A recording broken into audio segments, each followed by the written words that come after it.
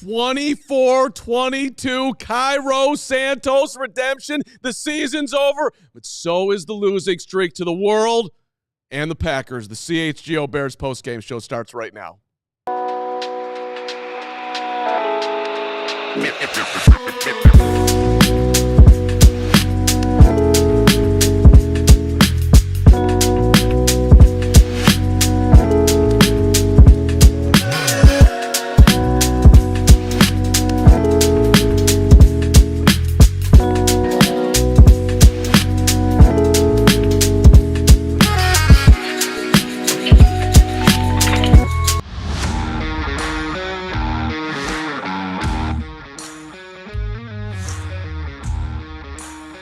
The Chicago Bears are undefeated in 2025. That's right, baby. Sure, you can't roll it over, but hey, 1-0 in 2025. This one feels weird, but it feels probably pretty damn good all around, right? Bears 24, Packers 22. We get to talk about a win today. Mark Carman, Corey Wootton, Greg Braggs, Lance Briggs will be on board. Braggs and Briggs coming up. We got two shows for you. Hoge's up at Hallis. We're acting like we won the Super Bowl. Damn it, 24-22. Cairo Santos once had one block, but today he split the uprights. Caleb Williams with the final drive. It feels good to be able to talk about a victory. Gentlemen, Woot, why don't you start us off here? Yeah. Reactions to the Bears actually getting a win. I like the fight throughout the game.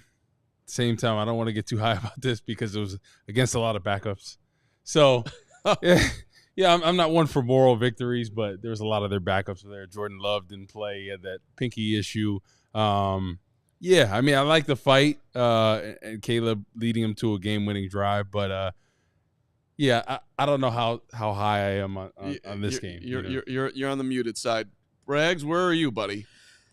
You know, I was split throughout the day and the last week on whether or not I wanted the Bears to win. And even throughout this game, you know, to watch the embarrassment moment after embarrassment moment, you know, continue to plague this team. It was almost laughable at one point when Keenan Allen threw that interception. Oh, that's bad. But to get to the end of the game, it was almost so bizarre to watch it happen again in real time. Daryl Johnston on the telecast says, Bears fans are asking themselves, what is going to go wrong that the Bears blow this now? And 2 seconds after he says that, DJ Moore fumbles the football. Oh. And the Packers then go and kick the field goal to take the lead. Like, it was almost insane, except for the fact that we've seen it week in and week out. But the only difference this time was Caleb Williams drove them down, got to the end, got them in field goal position, and Cairo Santos hits the game-winning field goal, and it's the complete opposite of what happened the last time the Bears played the Packers. So to be able to let Caleb Williams and the Chicago Bears have that moment to end the year, 2024 sucked. 2024 was as miserable a year as any of us have ever had as Bears fans. But 2025 just started out a little different, and I'll take it. Woo. That's an excellent way of putting it. Like, look, the last drive, it wasn't pretty. But just to recap, you had lost all momentum. DJ had fumbled. Yeah. They banged a 55-yard field goal, and the Bears got the ball with 48 seconds to go on their own 20. And you had Caleb scrambling around, looking horrible, and then you get a horse collar penalty. So now you're up to the 35, and you make your way. But you still had – it was 3rd and 11 at your own 49, and you had one timeout, and you found DJ Moore for 18 yards. You got up to the ball. You spiked the ball. You had 2 seconds to play. You actually executed at the end of the game. Because I questioned whether or not if they got the first down that they'd actually be able to get up to the line of scrimmage and clock it correctly. Because you saw on the play a couple before that, DJ Moore, gets, the illegal shift before the play even started. So for them to be able to execute that play was something they haven't been able to show they could do it all year, even 2 plays before that. With enough time to get a field goal. So, yes, I'm sorry, I'm being a little negative. No. I'm being negative. Look, Bears fandom is right with you. Everyone is all over the map on this whole situation. But I would say beating Green Bay, regardless, is always a great thing because it's something they struggled to.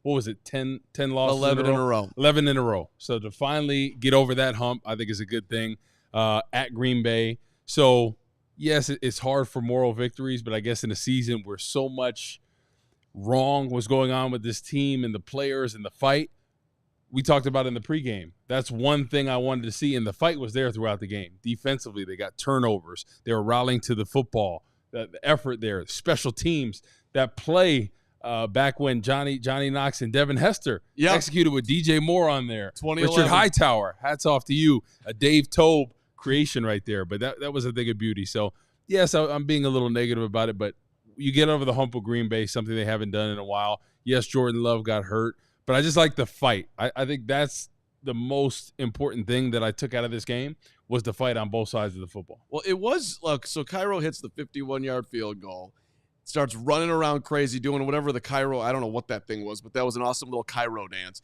And then the rest of the Bears out there like they're going to the playoffs, like they won the Super Bowl, like they're whatever. Let's rewind back, like perhaps they were in Washington and it was they're 5-2 instead of like it was an actual rivalry game. Right. Like I mean they really, really appreciated winning. So it's like I was like, okay. I felt on that one, I just felt very, very happy for the team because look, long year, miserable year, but if you fighting to the end. Tyreek Stevenson had an unbelievable today competing. Big hits all over the place. Kevin Byard rocked Malik Willis. There was a bunch of physical. The Bears weren't throwing in the towel moments. And now you could also point to some others, but that looked a little wonky. But you know what? Out there competing to the end. Won a football game. This is a game that I thought most of these guys would be checked out, looking at what vacation they're going to. But they treated it like a rivalry game. The effort was there. That's what I'm most pleased with because I just wanted to avoid something that we've seen, business decisions when they're coming in to make a tackle. We didn't see any of that today. We saw a fight. So, hey, hats off to Thomas Brown. He had them ready to play today. And the team, they fought for respect. You compete for respect anytime you're out there. You respect the uniform. You respect the NFL. And I thought they did that today. So that's another good underline right there. Thomas Brown, look, the Bears, we learned today that they're going to interview Thomas Brown. We all know that Thomas Brown has next to no chance or less than no chance of getting the job. But this has been a guy who has gone about his business the right way, enough to get promoted to OC, and then when things completely fell apart, okay, 19 days later, you're the head coach. And the fact that they didn't turn around in his 5 games was not on him. That was on the locker room. That was on a season gone awry that was unsavable. But for him to walk out here, guys, I'm happy for today. For him to walk out here at 0-5, that would have been unfair to him. So for Thomas to get a win on his way out, he deserves to have that moment with the team, whatever's going on in that locker room, whatever they're going to say, or just to whatever. When his head hits the pillow tonight, just to know that he didn't go winless in his opportunity at being an interim head coach. Exactly. It's always good to finish out the season with a win, regardless of how bad things have been. So I'm just looking forward to next year with the Bears, whatever head coach decision they're going to make, and then what they do, how they really stack this roster to make it a more complete team going into 2025. No question. I mean, when you look at the way the Carolina Panthers, and I think they're in overtime right now, if you look at the way they've finished their year with Bryce Young, I think he's got 3 touchdowns and no picks against Atlanta. And Dave Canellis, right, comes over there, and now all of a sudden he's starting to look like a good quarterback. And so you see the flashes with Caleb Williams throughout the season. You see the clutch moments at the end of games. He finishes the year after everything that's happened. You know, two head coaches, right? 3 offensive coordinators, 6 games lost in the final moment. And Caleb Williams has shown that clutch ability. So now you, Chicago Bears, owe it to him and the rest of this franchise to get the coach right, get the play caller right, and get your number 1 pick and your quarterback to the level of what the top players in this league are so you can get your team to a level that we haven't been to in a long time. It's completely possible. It's within your grasp. But getting this head coaching job right here, starting right now, season's over. Time to start making some calls. If you're going to keep Ryan Poles, so be it. But it's time to stop slipping on the banana peel and making the wrong decisions because you owe it to this team to start making some right ones. I'll make some, if you going along those lines of being close, I'll take some reaches right now. But they're not even that big of reaches. Look, you had Green Bay beat at home, so blocked field goal. So either way you want to slice it, Packers not playing the players. Like I think it's fair to say you split with the Packers. You had the Vikings beat at home. Right. Came back, had the ball in overtime, didn't go down and score. So you could. Well, it's just like last year, but worse. You had 7. You went 7-10 last year, and you had 4 games that you should have won. You win 5 games this year, and you had like 7 games you should have won. You know, and that's all we play in Chicago is the shoulda, woulda, couldas, and it's about damn time this team starts doing the woulda, coulda, shouldas instead of talking about it. Absolutely, but also like as far as competing against your division, and this is some of the. A lot of people think that the Detroit Lions, despite all their injuries, have a great chance to go to the Super Bowl this year. I would be one of those people. We'll see what happens tonight if they end up being the 1 seed. You have been competitive with the Lions year after year after year right now, okay? You would like to think that the Bears will be a better football team next year. Same thing, and you're right there with Minnesota when you play them. So, look, if we're going to try to flip this positive at the end of the most miserable year of all time, if you have a good offseason and you get the head coaching thing right and you do well in the draft, and you have some level of competency in free agency, you're around it. It's just a matter, can you put it together? Exactly. The Bears have to get their number 1 or number 2 choice for head coaches. No ifs, ands, or buts about it. They can't have the 5th option. They can't have the 6th option. This offseason is critical about getting the right head coach and the right supporting staff for him, right? The offensive coordinator, defensive coordinator, building the staff to develop the talent that they have. Because that's something that even under Ryan Poles' tenure, they haven't developed the talent like we thought they would have, right? How many Pro Bowl players have there been that Ryan Poles has drafted? 0. That would be a 0 so for the audience. This offseason is going to be huge to be able to develop that talent. And I think looking at the other side of the ball, it's something that Green Bay has done very well. The Vikings, as of late, have done well. Detroit has done very well as of late. So can the Bears, the NFC North, continues to get better. The Bears are the odd man out right now. Next year, are they going to get in the mix? Because there's a lot of great quarterbacks, a lot of great head coaches, a lot of great staffs, a lot of great players. The Bears do have great players, but can they put it all together? Yeah. Carolina, by the way, beating Atlanta 44-38. That's an unbelievable turnaround for the Panthers this year to get to 5 wins. And now Bryce Young looks like a guy that people feel confident about. 251, 3 touchdowns. And the Saints lost, so that means the Bears dropped to 10. And had the Bears lost with the Panthers, they would have been able to jump the Panthers. Yeah. Potentially. So we lost draft position, which was why literally the entire game I was rooting against them. I was rooting against them the entire game for draft positioning, and B, the offense did nothing all day. I could care less about, and congratulations to Richard Hightower. I hope you get a job somewhere next year. You deserve it. You're a first-class guy. That was a hell of a play. Josh Blackwell, 94 yards. It was sweet. But the Bears winning that way and winning on Packer ineptitude, Packer backup, and losing draft positioning, that was making me nauseous. So I was literally rooting against them the entire time. Now, when they got the ball down a point with 48 seconds to go, I'm like, all right, you want to go win it this way with Caleb taking him down and showing something at the end? All right, that, at least in the moment, I was actively rooting for because I did want that for the quarterback. Now, if we're being completely fair, the offense is a long, long way away. Caleb is a ways away. He's had incredible moments, but the consistency and rhythm that Bears coaching, the players, coaching staff has talked about all year, it hasn't been there. It wasn't there today, even against a Packers team checking out. So I mean, I would hope that their eyes are wide open about where they actually are, which I think they. I mean, I don't see how they couldn't be, but you never know. Yeah, I understood the draft. I mean, they had a chance to get all the way up to as far as 5, but fact of the matter is, right now, the highest they would have gotten is 8, unless the Jets win. I guess there's still a couple more teams to be decided, but ultimately, once you get to the end and Caleb Williams is able to finish the season on that note, you know, there was a part of me that was like, you know what, let this team wear 11-game losing streak for the entire offseason. Like, that'd have a bad taste in your mouth and really make you maybe stand on your toes a little bit.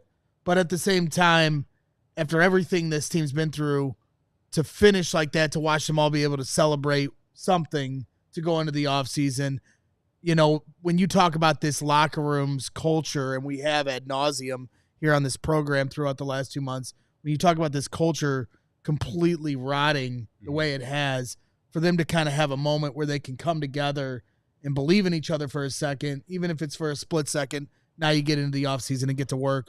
I'm happy for all of them. All right, let's take our first time out. Hoge's coming up from Green Bay. Lance Briggs will be joining the show for our players only. Why don't we get our first big super chat in there? I saw a ton of them coming in. Appreciate all of that. I think we are kicking it off with Lou LaChat. What's up, Lou LaChat? Thank you, Lou LaChat. $100 with an OMGGG. Got the dub, baby. I think you underline it for everybody, Lou. It's hey man, my phone blew up with Bears fans who were super happy with this win. My brother, who has a text about the Bears all season long, is going nuts here. So listen, it just, people are, it's always good to get a victory. All right, we'll get into our franchise focus coming on back here, but first, shout out to our friends at Factor Meal Kits. The days are shorter right now. Your to-do list, those are not. Power through your busy days with Factor's no prep, no mess meals. They are straight delicious from breakfast to dinner to anything in between. Easy, nutritious options, keeping you fueled, making you feel your best. Whether you like the routine or you enjoy mixing things up, Factor has you covered. 35 different delicious meals every week, 60 additional convenience options. You got the keto cookies, the pressed juices, the smoothies for guys who like to look cute and are on the go like Greg Braggs. Don't let the shorter days slow you down. Stay energized with America's #1 ready-to-eat meal delivery service. Let Factor do it for you. Go to factormeals.com. /CHGO, /50 CHGO Bears. All right, it's a new code. Factormeals.com /50 CHGO Bears. Use that code 50 CHGO Bears to get 50% off your first box plus free shipping. That is 50 CHGO, the numbers 50 CHGO Bears at factormeals.com. Insert that code 50 CHGO Bears. 50% off your first box plus free shipping while your subscription is active. Gregory. Yes, sir. Want to give a shout out to our guys over at Shady Rays. Get ready for the season ahead. Get ready for 2025. Spring is right around the corner. Spring training is like 35 days away.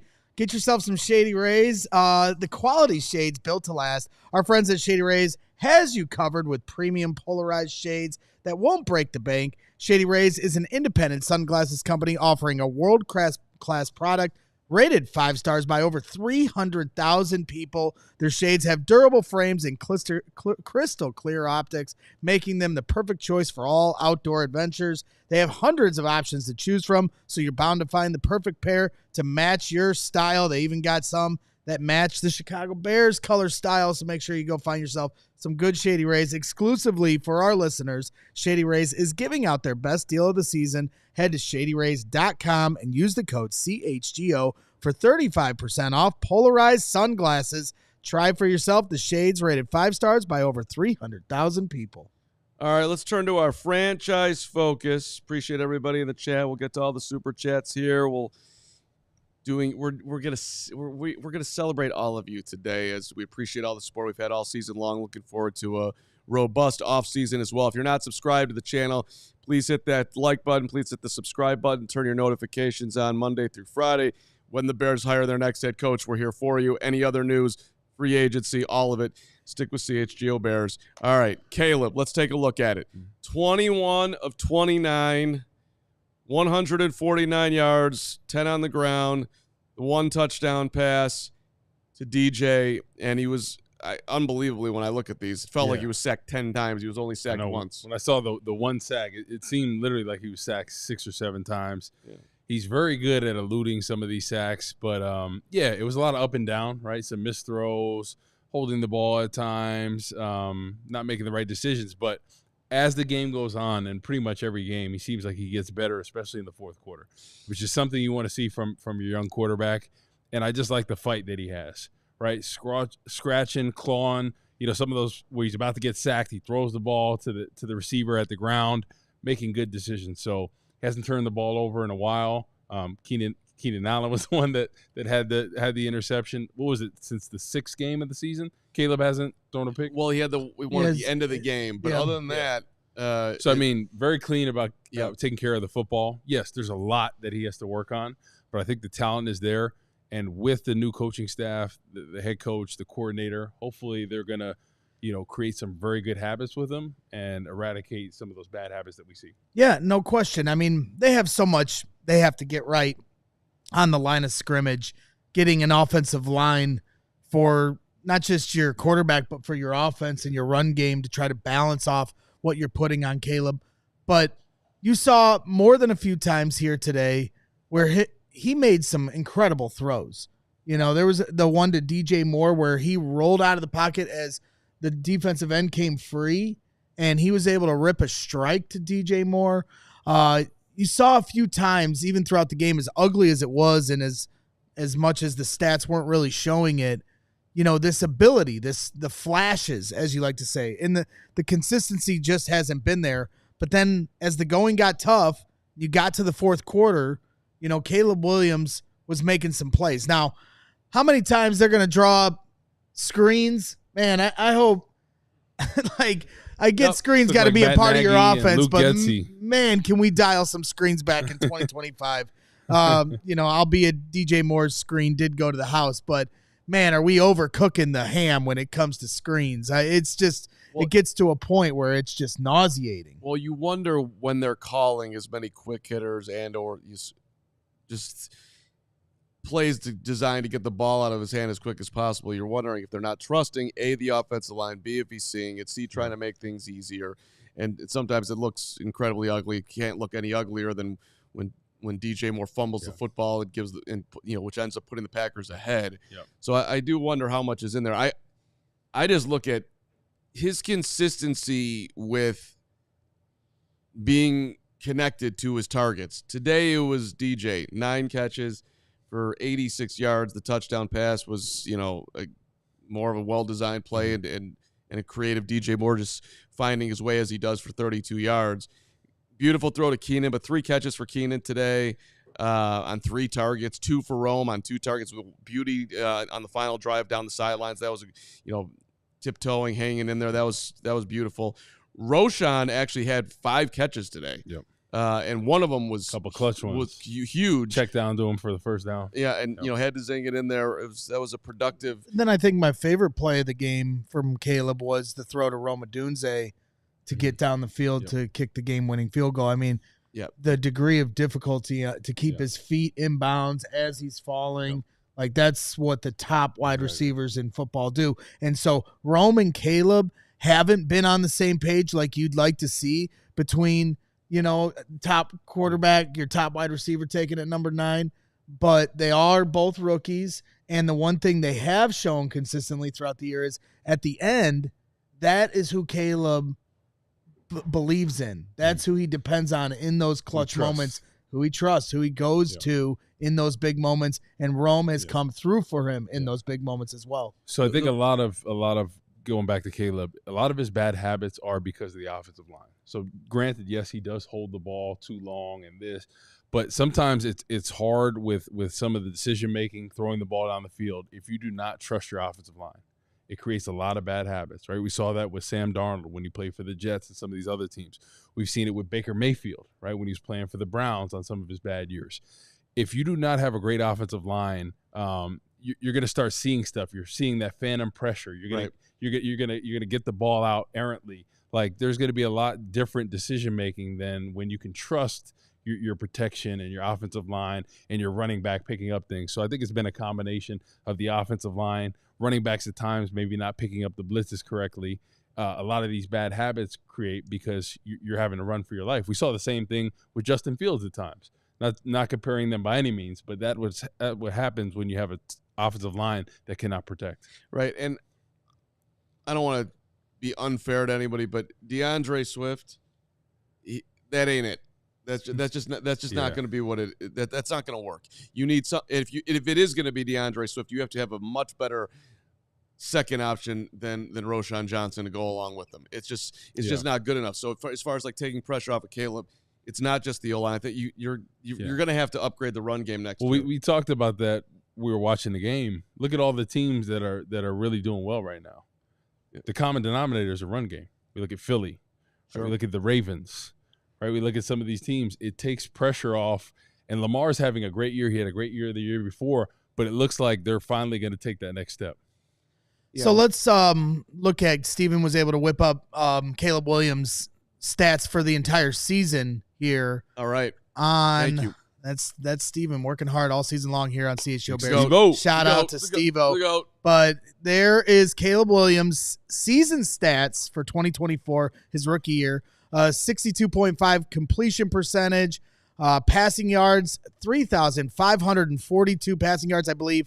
That's fifth all time for any Bears quarterback ever. 489 rushing yards to go along with that. So by my short math there, that means he fell just short of, or no, he gets over 4,000 yards, total yards. Thank you. I almost butchered that with my Braggs math. Thank you. And then 20 touchdowns and 6 interceptions. So he hits the 20 touchdown mark, stays under 10 interceptions for the year, and then 68 sacks, which means he only was sacked one time today, stays under the 70 sack total mark. Not the there. David Carr mark, right? Yeah, stayed out of the 70 club. Oh, well, man. So couple hundred yards short of the Bears record, which I said in pregame that we would never talk about again, but now I'm bringing it up myself. So hypocrite Carm, but so he does, he left that out there for him in year 2. But on the whole, if they told you, hey, rookie year, he's going to throw for 3,500 yards, he's going to throw 20 touchdowns passes, his touchdown interception ratio is going to be 3-1. I'm not going to tell you how many wins the Bears are going to have, but those are going to be the numbers for Caleb Williams that he's going to build off of on year 1. I don't think any Bears fan wouldn't have said, I'm good with that. Right. I would take that. Over 4,000 yards, 20 touchdowns or more, less than 10 picks. Those are good benchmarks to have, and we understand there's a lot of context that goes with those yards and how this season unfolded, and you guys can fight over the garbage yards or not, but at the end of the day, Caleb Williams, if, as I've said before, we've said many times here on the show, if this is his floor as a rookie, which is what we hope it is, what's the ceiling? Then what's the ceiling? Because the ceiling can be something that we've never experienced here in Chicago. Yeah. As long as we don't hit a wall, as Lance Briggs said, which with the Bears you can never rule out. But I'll take the floor for Caleb Williams here in his 2024 rookie year, and I'm excited to see what his ceiling can be. Well, and it's interesting that you mentioned the garbage yards because there is truth in that. Bears were trailing by a lot of the time of the season. So he was able to. I mean, today was the first time they had a lead on the road. Second time this year. 14-3, right? Second time all year they've had a lead on the road. Right. And I think it was the first time they've had a lead in like 2 months. Right. In any game. And, Kevin Fishbane has been doing the detailing of this year after year after year. But, first drive of the game this year, in order, week 1 to week 18. Punt, field goal, missed field goal, punt, punt, punt, punt, punt, field goal in week 11, punt, punt, punt, turnover on downs, week 15. Remember that when we went for it to start the game? That was amazing. Punt, punt, punt. So 6 points the entire year. Yeah. And look, man, that matters. You for whatever reason, the entire season, you couldn't figure out a formula to start the game right. Major issue. Yeah. No way around it. And the first quarter they had 27 points in the first quarter the entire season. That is the lowest they've ever had since the NFL went to a 16-game season. Yep. That's a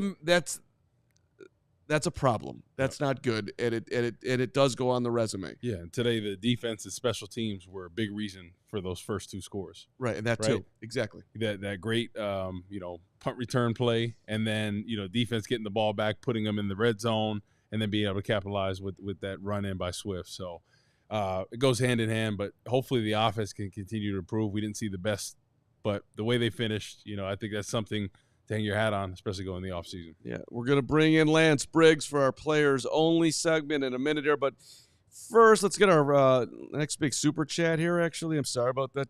Should we go but first? Let's go but first. We'll get to the super chat in a second. No, I got it. That was my wording needed to be improved there. Shout out to our friends at Game Time, and Game Time Tickets is the best. And Game Time's got a new feature. It's called Game Time Picks that makes getting tickets even easier. Game Time Picks, filtering out the fluff to show you only the incredible deals on great seats. Hey, you want to move forward after the Bears season, go see the Bulls and Spurs tomorrow night. Game Time Picks to get to Wembanyama is going to be your best place to do it. Best value for your tickets, sports, concerts, comedy, theater, all of it, all in pricing. So you don't have to, all the fees are factored in there, so you don't have to get shocked when you get the final price. Seat views, which makes you just get, you can feel that row that you're in, all the good things. Take the guesswork out of buying tickets with Game Time. Download the Game Time app, create an account. Use the code CHGO for $20 off your first purchase. Terms apply. Again, create an account. Use that redeem code CHGO, $20 off. Download Game Time today. Last-minute tickets, lowest prices, guaranteed. Guaranteed. And if you bet Northwestern to beat the Purdue Boilermakers at Mackey today, you were guaranteed to give your money to our good friends over at Circa Sportsbook. Whether it's pro or college, the app to bet football is Circa Sports Illinois. You have to go to their place in Waukegan to make a bet on a college team in-state, which, by the way, you could do that. Keep going. That's right. Circa Sports. It's sports betting the way it should be. Circa Sports Illinois has high betting limits, low holds, and exceptional customer service. Bet on all your favorite teams in every game this season. Spreads, props, futures, or in-game, Circa Sports has it. Fund and bet like a pro from anywhere, anytime in Illinois. Download your new bookie today at circasports.com. Must be 21 or older. Gambling problem? Call 1-800-GAMBLER. And don't forget to get your Final Four bets in on my Purdue Boilermakers as they continue to kick the crap out of the Big Ten. Bye, Brad.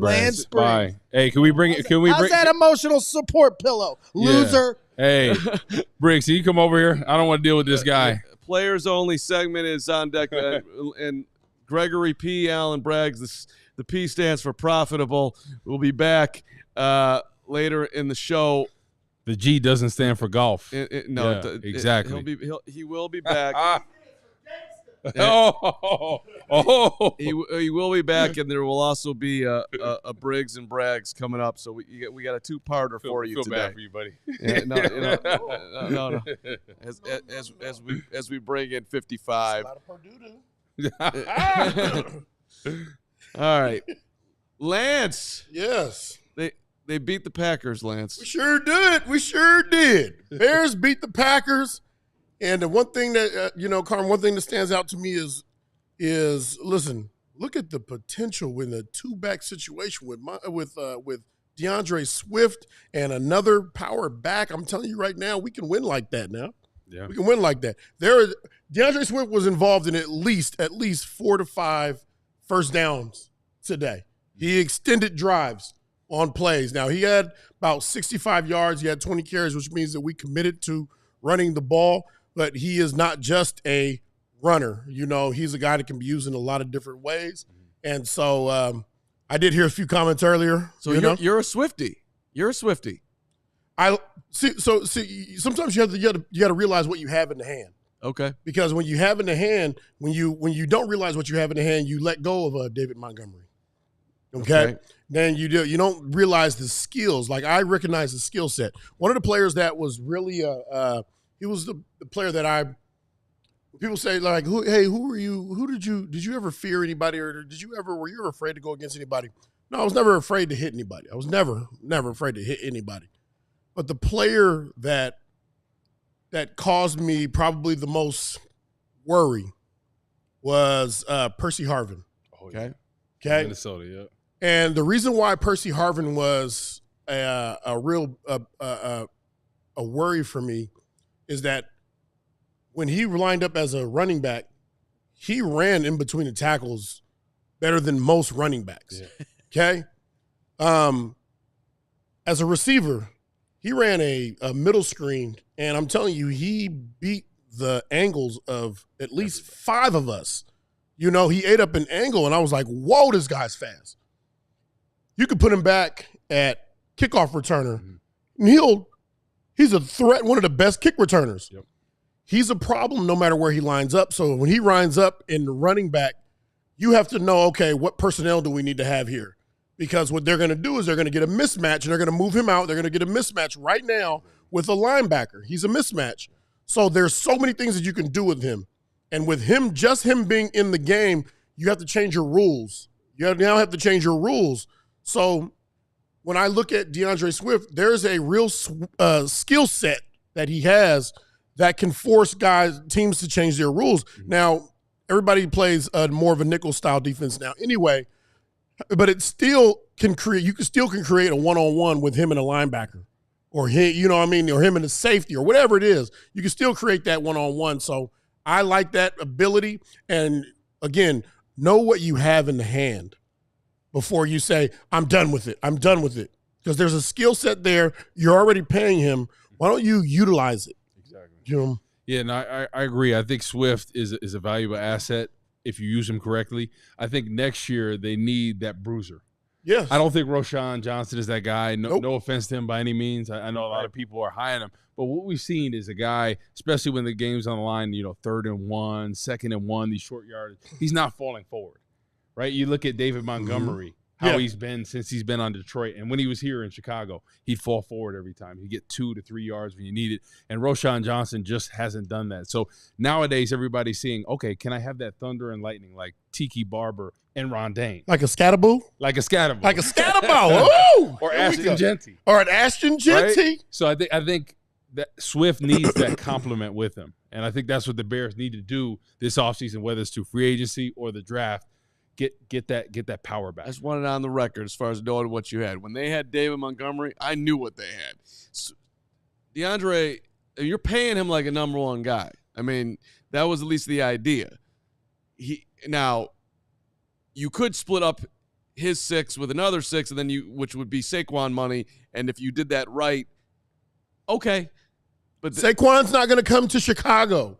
The problem is also that you have the problem. There's also a problem of you wanting these top guys. These top guys aren't just going to come to this city. Like, you're not going to get Saquon to come here because at this point in Saquon's career, he's made money. He wants to legacy. Win a Super Bowl. Yeah. And what did he do this year? 2,000 yards. You wasn't going to do that here. Yeah, no, he would not have done that here. He absolutely wouldn't have done it here. I completely agree. Now, he would have been a lot better than DeAndre Swift was here. And to your point, yes, you would have had to pay a massive Bears tax, and even then, I don't know if you would have gotten him. All fair points by 55. I dispute nothing of what you're saying on whether or not he would have come here. Now, could they have gotten Derrick Henry and paid a little bit more? Absolutely not. You had a better chance of getting Saquon than getting Derrick Henry, who's coming from Tennessee Titans team where he was lining up in I formation. And then you're going to ask him to line up in gun? Fair too. I mean, as far as the fit. But look, the bottom line, the DeAndre Swift signing, if you could rewind back and do it again, you think that Ryan Poles does that again? I'm saying no. There's no way Does he sign Nate Davis? If he look back, does he sign a bunch of the offensive linemen? He's an offensive lineman. It's not his worst. It definitely was. Thank you. It's not his worst. That's fine. No, but I think with the play calling early on, they didn't really utilize him at all. And then when do we see Caleb really start to come in his own? When they got Swift involved with some of these outside stretch zones, which he does very well. And then all of a sudden, they expanded the passing package. It takes the pressure off him. So there was a correlation when he started doing well. And Corey, okay, so we were in a locker room where we had what was the young linebacker's name from Boise State? Oh, Shea McClellan. Shea McClellan, okay. Like when Shea McClellan was drafted, and he was brought in, there were a lot of head scratching. There's a lot of head scratching. We're like, we could have used this pick for a lot of things. we were able to use that pick because defensively we were in a place where we were like, hey, we can use this guy in this way because of the guys that we have. Correct. You know, and that's a bunch of coaches that are together saying, okay, regardless if we have any control over this pick, we know how we can use this guy. Exactly. You know, so when you sign a DeAndre Swift in that offensive room, I'm like, hey, how can we utilize this skill set to take advantage of any defenses that we come across, right? And let's do it. If we say we can do it, let's do it. There's a skill set he has that creates problems for defenses. Yeah. And this wasn't used that way. And I don't think he was utilized enough in the pass game because I think that's what he did really well in Philly. Yeah. They didn't utilize him enough, and I think he's the best of both, right? He can get outside the tackle, and he has those matchups against a linebacker. Yeah. And sometimes it makes it tough. A quick, explosive guy, he gives you on a Texas route. He gives you some of these different routes. All of a sudden, he puts you in a blender, and it's tough sledding. It's tough. I'll say this, too. As far as his character in the locker room, DeAndre Swift, first class. Goes about his business. So there. Carm's all about the locker room, guys. I do. I care about it. Is important. Hey, listen, we need people to go about our business the right way. We need a lot of things in Chicago. Yes, we do. So players only. I want to go back to September 25th, 2011. You guys remember who you all playing? September 25th, 2011. Oh, man. Was it similar to the play that just happened today? It was similar to the play that just happened today. There was a Devin Hester acting like he was getting the football. There was a Johnny Knox streaking down the sidelines. You guys lost the football game, but you were playing the team that we were playing today. That was the Green Bay Packers. Yes. All right. It was a legal play, though. Yeah. And it should have been a touchdown. Should have been a touchdown. Yes. Now, they called the penalty on. No chance you remember that. I would think Corey Graham is who they was. Corey Graham, Pro Bowler. Now, the humor. Now, what player? Yeah. Now, when Knox is coming down the field, my favorite part about this, unbelievable block. He had to be. It was one dude that was there, Winston Venable. Venable. Boise State. Boise Stater. Yeah. Who is now he is now a coach at Boise State, running back coach at Boise State for the record. Now, I'm as Karmapedia is going back in time, just reading about this play. Quote from Lance Briggs about Winston Venable. You are quoted about Winston Venable. Really? Yes. Can't wait to hear past me. Younger version of me. What did I say? Do you think you said something nice about Winston Venable? Or let's figure it out. Let's figure it out. Typically, I say something nice. Typically, it's something respectable. Lance Briggs was discussing the Bears' lack of consistency at the safety position in 2011. Oh. So we're talking about Winston Venable. Yeah. So between those guys and whoever gets back there and plays, even if it's Winston Venable, Lance Briggs once said, I know one thing that Winston's going to do. He's going to hit somebody. Oh. Damn right. Remember in the preseason? Yes. Even in practice. I think he decapitated a couple people. They had to kick him out of practice. They had to come on. He was physical. Yeah. I'll tell you what, in preseason, man, he was laying hits left and right. It's hard. It would be hard pressed for you to find a line or an interview where I didn't say something at very least respectable. Yeah. Well, at the very least respectable. You're quoted. You're quoted in this. So okay. I mean, Woot, do you remember the play? Yeah, I remember that play. Devin Hester standing on the left side of the field. That's right. He comes up like he's going to catch the ball. All the eyes are on him. We knew based on that formation they were kicking it to the left side. Right, correct. Johnny Knox is there. All of a sudden, the play's working out. Everybody's parting like the Red Sea to Devin Hester. Johnny Knox catches it. We're all on the sideline like, Go. We see the flag. We're like, oh, that's coming back. It's coming back at this point. And unfortunately, it was a phantom call. Should have never got called in that situation. But that was Dave Tobe's play. It's great when you see plays like this because it means that special teams. That group, they're on top of it. They know, they're studying, they're breaking it down, and they're giving us an opportunity to win games, to put us in position to win games, to score. So it's cool. I saw some of this stuff in the college football playoff. I saw Notre Dame with their punt team on run the other team on while Georgia runs on, they hard count them. Hard snap. It's just, you know what I mean? It's smart play. Exactly. So let me ask you guys something, because this is where I was confused. This season, at one point, they were kind of like in the mix. I seem to remember a time they beat Jacksonville 35-14. They were 4-2. You had the Commanders game. You could have busted out the old amazing fake punt. You had the Cardinals game. You could have busted it out. You had the line. We had to wait till today for the best special teams player of the year, Richard Hightower. People are like, Richard Hightower's trying to get a job. I'd almost fire him for waiting so long. He had such a good play. Why do we have to wait till now? You know why, Carm. No, I don't. You know why? Because we were playing against backups on backups on backups. Come on, we were playing against the backups to the backups. You remember the replacements? Why can't we? You remember the replacements? We played. Keanu Reeves. Keanu Reeves was out there, I think, and Gene Hackman. I will survive. Electric slide. I mean, you couldn't score for weeks. Bust it out and again. I don't care if the regulars are playing. Try to do it. You think you waited today to get to the backup so you could put that on tape as success thing? Go out with a bang. I guess. Richard Hightower, we love you, but you did us dirty holding that thing out. That should have been busted out when we needed a momentum changer. In Arizona, the Commanders. Yeah, Arizona. Somewhere, anywhere against but the today. ones. Yeah. Yes. Other please. teams' ones. Yes. Yeah. That's all I'm saying. All right, hey, Lance, I'm curious on our players only before you head off and hang out for 2 hours with Greg Braggs later today. I know you're super excited about it. What'd you think of the QB today? Well, I'll tell you this, and we talked about this a little bit off the when we were watching the game. You know, look, this game, like we said, Ron Rivera would say this all the time, you know, and I repeated it, you know, numerous times on shows. You know, figures lie and liars figure.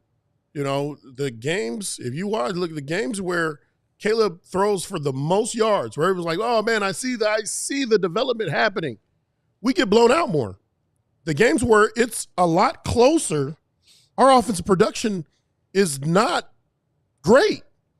You know, and so his numbers are way down, but we are playing closer. So what it says to me is we need to play better defense. We need to protect our defense. We need to be able to run the ball. We need to help our quarterback out by allowing being able to run the ball and then being able to set up the pass from that. Yep. You look at all these teams that are making a push. What do? They usually play good defense. They have a great running game. And what do? Protect the football. Ben Johnson runs the ball. Right? He got 2,000-yard rushers. Correct. 2,000-yard rushers, ladies and gentlemen. And Jared Goff, right? He's very accurate, but sometimes he's not throwing for 400 yards every game, like prime time Aaron Rodgers or Peyton Manning. The thing is, it's a balanced game, right? You keep people off balance, and we were talking about this. We're watching the game. How hard is it to defend a team when they are two-dimensional, right? They run the football down your throat, and then all of a sudden they work play action. You're like, oh shoot. Yes, it is a tough thing going. So, Corey, what Detroit does have, they, you know, regardless of what they have skill wise, they have arguably the best offensive line in the NFL. 2 bookend tackles. Yes, and Sewell and Decker, right, who are holding that down. Yes, building around there. The great 2 running backs. Obviously, David Montgomery's recovering from that knee injury. But their ability to run the game, give you the change of pace, give you the bruiser when you need it, catch the ball in the backfield. Yep. It is a thing of beauty the way they run that offense. It's going to be fun watching tonight. Lions, Vikings, winner getting the 1 seed. Let's go. All right, before we go, we're making an audible on the last show of the year. Oh, yeah. So we've been doing Carm's notes all year long. Oh. And Briggs was like, yo, Carm, why don't we try to make that segment even better? Oh, he audible. Man, I got some notes too, Corey. He said Omaha, check. So this is Carm's and 55's and Lance's notes, brought to you proudly by Sunnyside. Thank you, Sunnyside. Visit sunnyside.shop for bright buys every day, including 50% off your first 3 online purchases. Enter the promo code HICHGO at checkout to qualify. Exclusions apply. Sunnyside Cannabis Dispensary. Bright buys every day. Only for 21 and older and Illinois medical card holders. My notes are better digested on Sunnyside. You know, I'm going to say the 55's notes are probably, you know, easily digestible anyway. But I start out the day. Let's do it. I start out the day celebrating the Bears defense. Forced a punt on the first drive. Tyreek Stevenson out there hitting early. I was celebrating all of that at the start of the football. I like that. I started on off with TJ Edwards not attacking versus the screen and the running back. Listen, and that's the reason why the running back was able to fall forward or get forward closer to the first down marker. You have to attack it, fella. Yeah.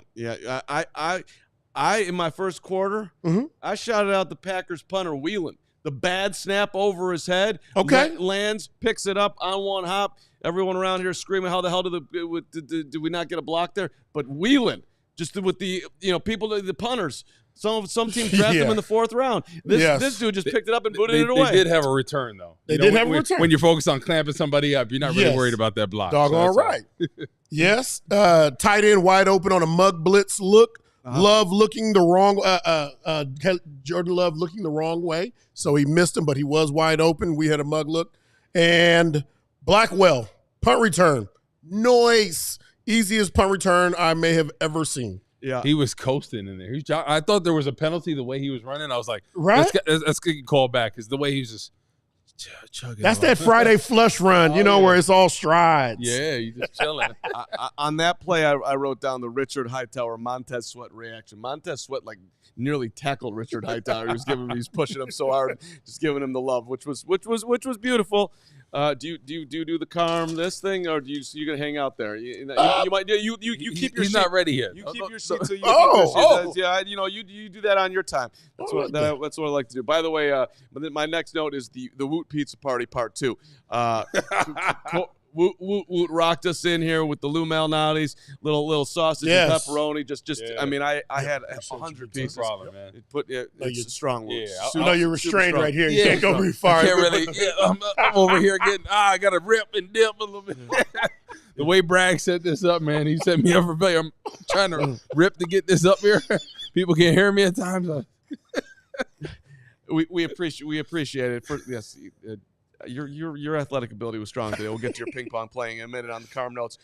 Anything from the second quarter, late first quarter? Where do you want to go? Yeah, let's go second quarter. Let's go second quarter, which is right here. I do like how the players, the pullers orbit motion. O-linemen can work up to the linebackers so fast without the D lineman having any presence against the run. Everybody likes to talk about Tremaine Edmonds and how he's not being effective, but these offensive linemen have seen something early on, and they're working up really fast, and you have pullers.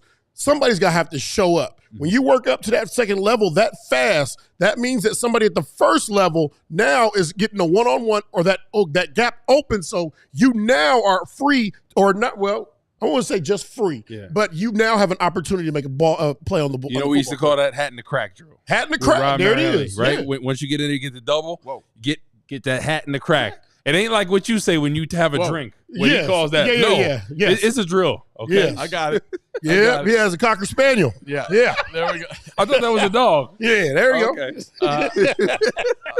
In my general ballpark right now, I wrote down Tyreek Stevenson having a day again. Tyreek showed out well today. Shout out to 29, who up and down year, but he certainly finished strong today.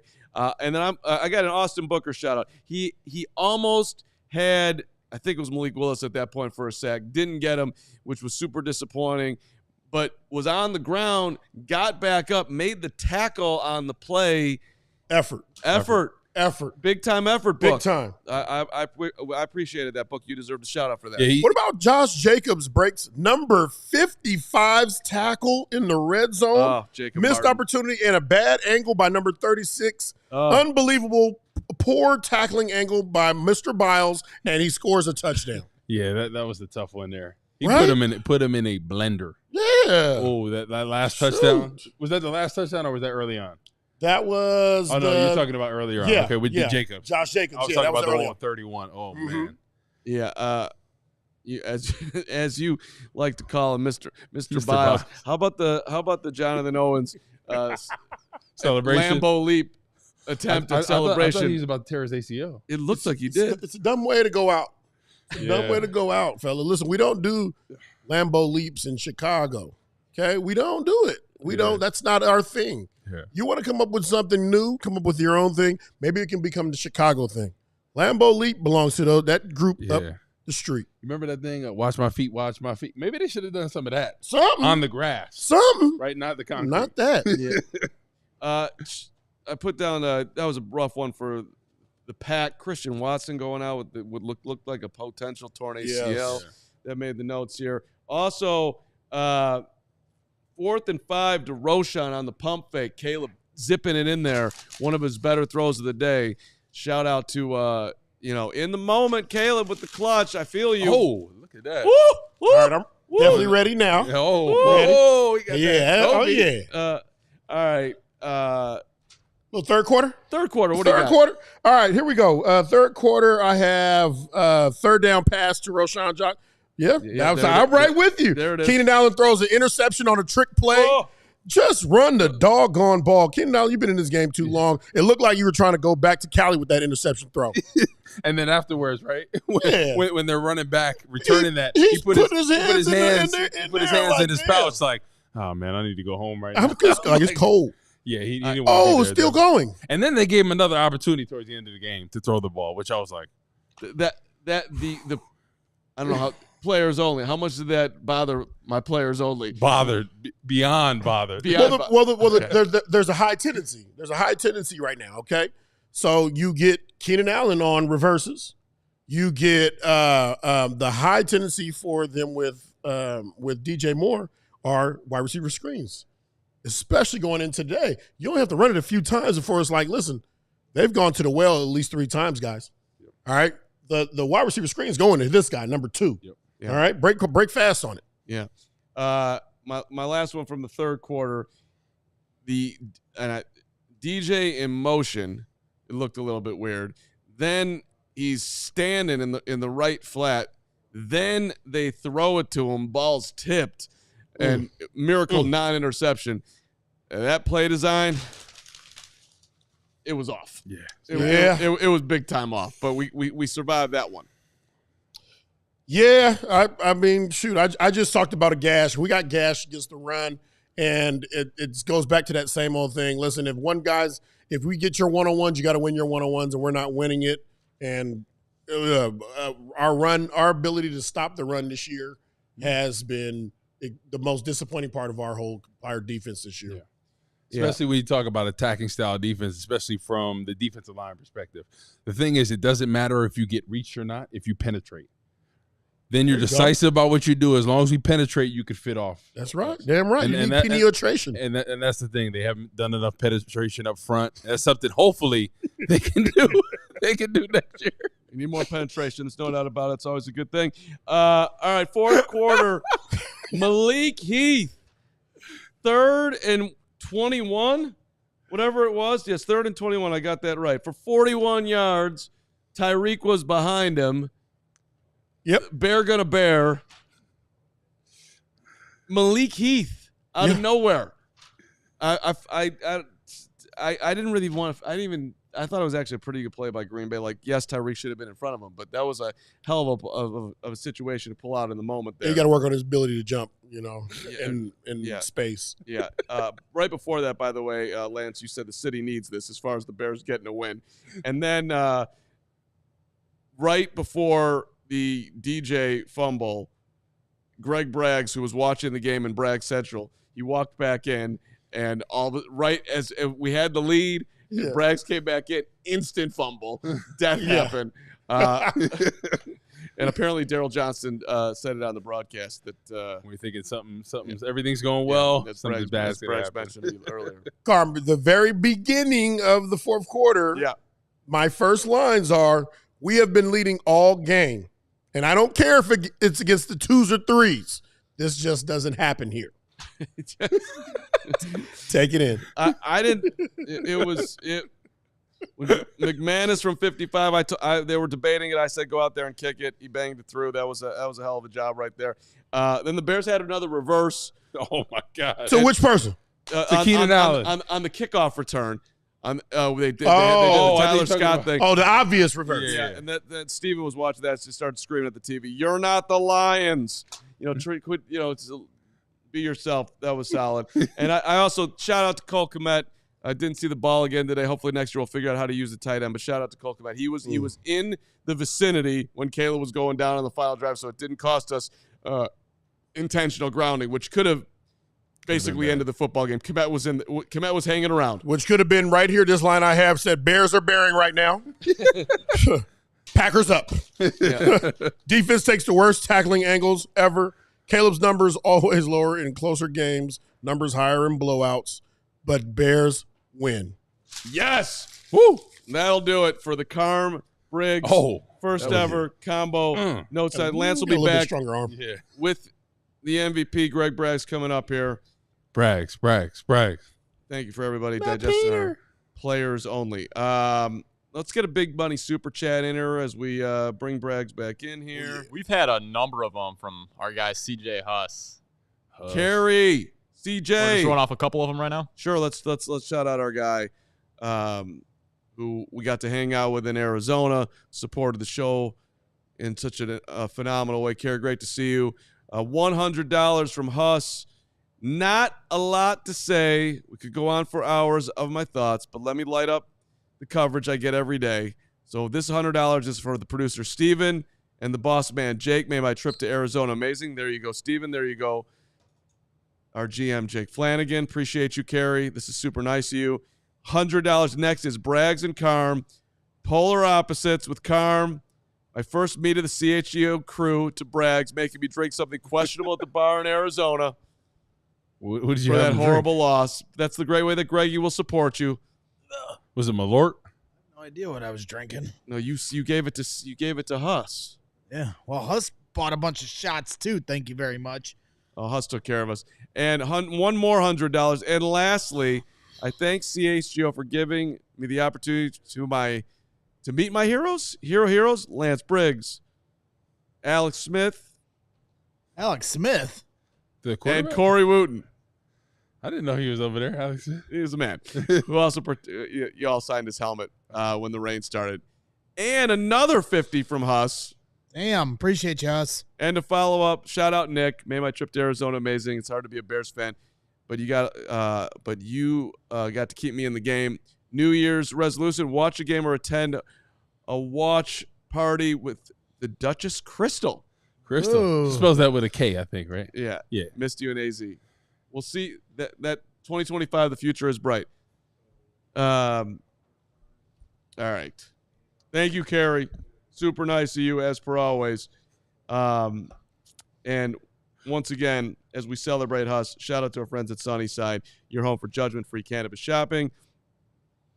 It is a place where all kinds of visitors are welcome to explore, discover, and purchase a wide array of high-quality products. Sunnyside, everything to help you get through the winter. Disposable vapes, good news, island vibes, destination relaxation, all the good stuff. Visit sunnyside.shop for bright buys every day, including 50% off of your first 3 online purchases. Enter that promo code HICHGO at checkout to qualify. Exclusions apply. Sunnyside Cannabis Dispensary. Bright buys every day, only for 21 and older or Illinois medical card holders. Thank you to our friends at Sunnyside. Gregory, you've been hanging out over there. You hear Gerard Mayo got fired? Did he? That's what they're saying in the chat. I don't know You got to if be it's true. careful with the chat. Yeah. Although Steven, can you look that up to see? Sometimes Just to see. Sometimes I walk into the abyss with the chat. Always believe everything the chat says. Yeah, if that is true. But that's gotten me in trouble a few times in my life here on these shows. So we'll have to wait and see. But, I mean, that's certainly, another competition as far as head coaches. You're looking at that, and the Cowboys potentially if they have an opening there. So there's going to be a lot of different options, and the Bears got to get serious. I heard this morning Jay Glazer say that they, expect to interview Mike Vrabel this week. Mm-hmm. Let's get it going. Let's get it started. Find out if the Lions win tonight and get the bye. Gary Ross, who is our intrepid reporter and researcher on the scene, per Adam Schefter, Gerard Mayo fired. So that means, in no doubt, in my mind, they are going hard after Mike Vrabel. And that's what I mean. The Bears are about to be playing some high-stakes poker here because, obviously Mike Vrabel has a history with the Patriots. The Jaguars are trying to, clean house with their GM and head coach potentially to open the door for Ben Johnson to have a clean slate there. And there's just a lot of different options, and the Bears are going to have to give their hardest and best pitch they've ever had. And you know what? They have a great opportunity to pitch to teams. Yep. It's not like they're coming into a team where the cupboard is bare. You have this quarterback sitting here, so they shouldn't be afraid of this moment. They should attack it regardless of the competition around the league for other head coaches. Wherever they want, they got to go forward with it, and don't be cheap, don't be stingy on it. Like, you're going to set yourself up for hopefully the franchise you want to be. That's in the top of the league every year, top of the NFC North, right? Not looking back and competing for a Super Bowl. That's eventually what you want to get to. Yeah, and look, knowing how to sell yourself is not exactly the Bears' greatest trait, but maybe they will somehow, some way find their way in this offseason, in a very competitive offseason, as it always is, to bringing in the coach that you want. Steven, let's get some of our locker room coverage for you. Where do we want to go first here? I heard DJ Moore was pretty good. All right, so let's get a little DJ Moore, who had the fumble, had the huge catch, had the touchdown catch. Very, very up and down, but in the end, big-time play by DJ to help the Bears win the football game. Here's DJ in the locker room with the media. They do a mix of things, blitz and coverage-wise, so it really wasn't too exotic, so that's what they did. There's not been any games where you've had the lead, but how much did that help build your momentum or just fight? Shoot, it was a lot because we did the trick play on special teams, and that just gave us all the momentum that we were going to go out there and have fun. And at the end, it became business-like, and we closed the game out. You didn't really have a clear path to the end zone in the 52-yarder. What did you see on that? How did you do that? I said there's a lot of people inside, so I'm going to do some Mario Kart stuff and then go back out and hopefully I score this time because it was just the exact same play that I got tackled and the other scored.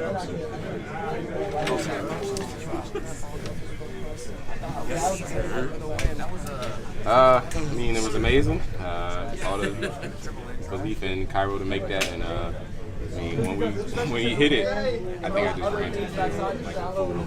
I don't know why, but I did. So just kind of an unacceptable situation. Yeah, you can say that because the first game where they got the field goal, I mean, that's kind of a bummer, but to come back and win off the field goal, that's amazing. When you guys had the two-point conversion unit out, right, to pull it off, what did Tom explain to you guys about why you guys were going for the PAT there instead of a two-point again after the penalty? We were supposed to. I mean, I don't know. How much redemption do you feel like for Cairo specifically? I mean, he had the block 48-yarder to get it this time, and for you guys all to kind of like go out and like run around with it. I mean, it's amazing. You know, we all believed in Cairo when it got blocked, and this time he came through and the line held up and nobody blocked the ball. So.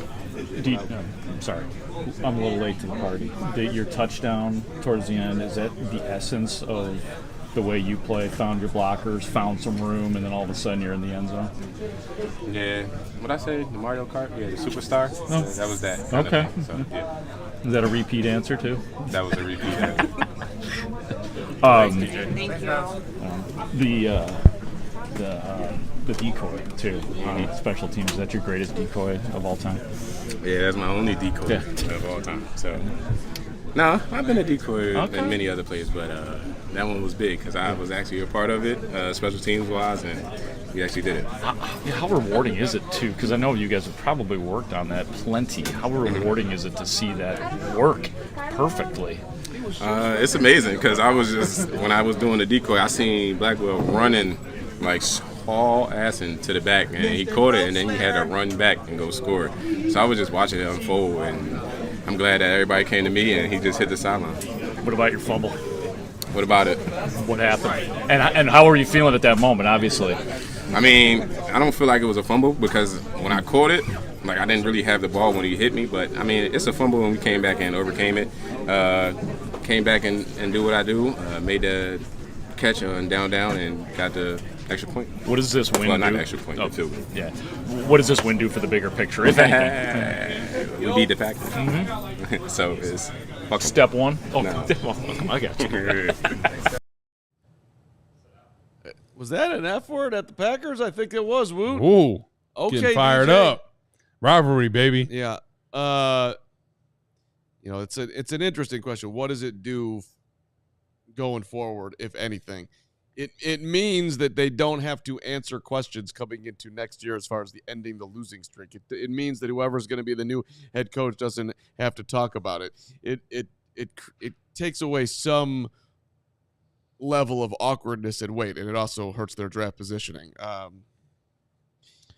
There it is, DJ Moore. Well, and Adam Hoge put, in on Twitter earlier. Before the last play, Caleb Williams told DJ Moore that if he got pressed again, then to run vertical. If he got outside leverage, then run the glance, and they would clock it for the field goal. So they were on the same page from a leverage standpoint of how to run that final play, and we were all shocked that they were able to execute that so well, get to the line of scrimmage, get lined 2 up, seconds left. no pre-snap penalty, and be able to win that game. So, I mean, it's baby steps here in Chicago, but that was a huge learning moment, a big chemistry moment for the team, the quarterback. Oh, yeah. DJ Moore, the whole bit. Good for them. Well, yeah, and like to also put it in perspective, when you have lost to your rival 11 times in a row, right? I get it. Like, we beat the Packers. Just like, okay, let's put that to bed. Let's take that talking point away. The Green Bay Packers are 1-5 in the division this year. Right. And the Chicago Bears are 1-5 in the division this year. And I'm pretty sure what? It's true. It's true, Steven. Yeah. So take that with you, Green Bay, while you go to Philly. Hopefully Saquon runs all over them. Yeah. You know, hurdles them backwards, whatever he wants. That was weird, too, with Jordan. Like, I get precautionary, you know, to leave Jordan Love out.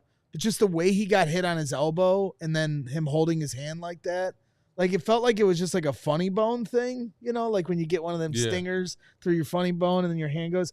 But like that goes away typically pretty quickly. Yeah. At first, I thought it was like his finger. Well, so now our resident doctor, Stephen Nicholas, who produces the show, knows a lot about this. I thought he dislocated his finger because I did see him grabbing at it. He kept like pulling. If you hit the nerve in your elbow, it does cause numbness in your index and pinky fingers. So maybe that's what he was doing. Yeah, because it didn't seem like he jammed anything, but the way he kept like trying to pull his fingers out, you know, when you jam your finger. So it seemed like, but yeah, for having like maybe an elbow nerve or something, that does seem kind of weird for a sport like football. He's ready to come back in at the end potentially. Yeah. But maybe Matt LaFleur was like, hey, we don't need to. But it might not have been 100%. By the way, you're the 7th seed going to Philly. Good luck with that. Yeah.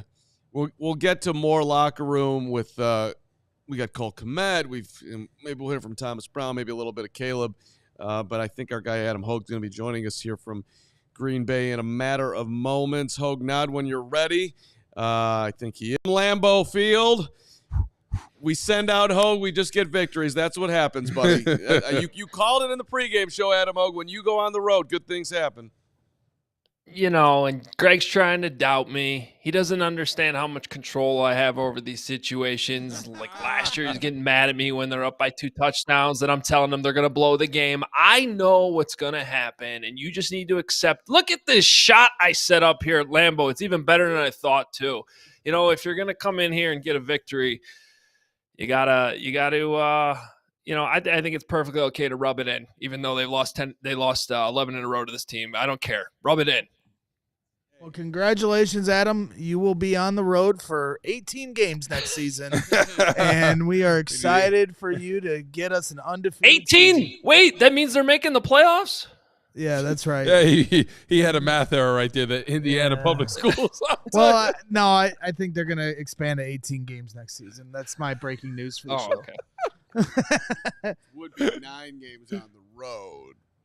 Just the road as far as away from here. Away from here. Right? Yes. Okay, I got it. Yes. It's all right. I'm with you. Hoge, I got a question for you. So, what was your biggest takeaway from this game? Was it the end of the game situation? How they handled that sequence of, you know, getting that first down, clocking it, getting the field goal? Like, what was the biggest takeaway for you?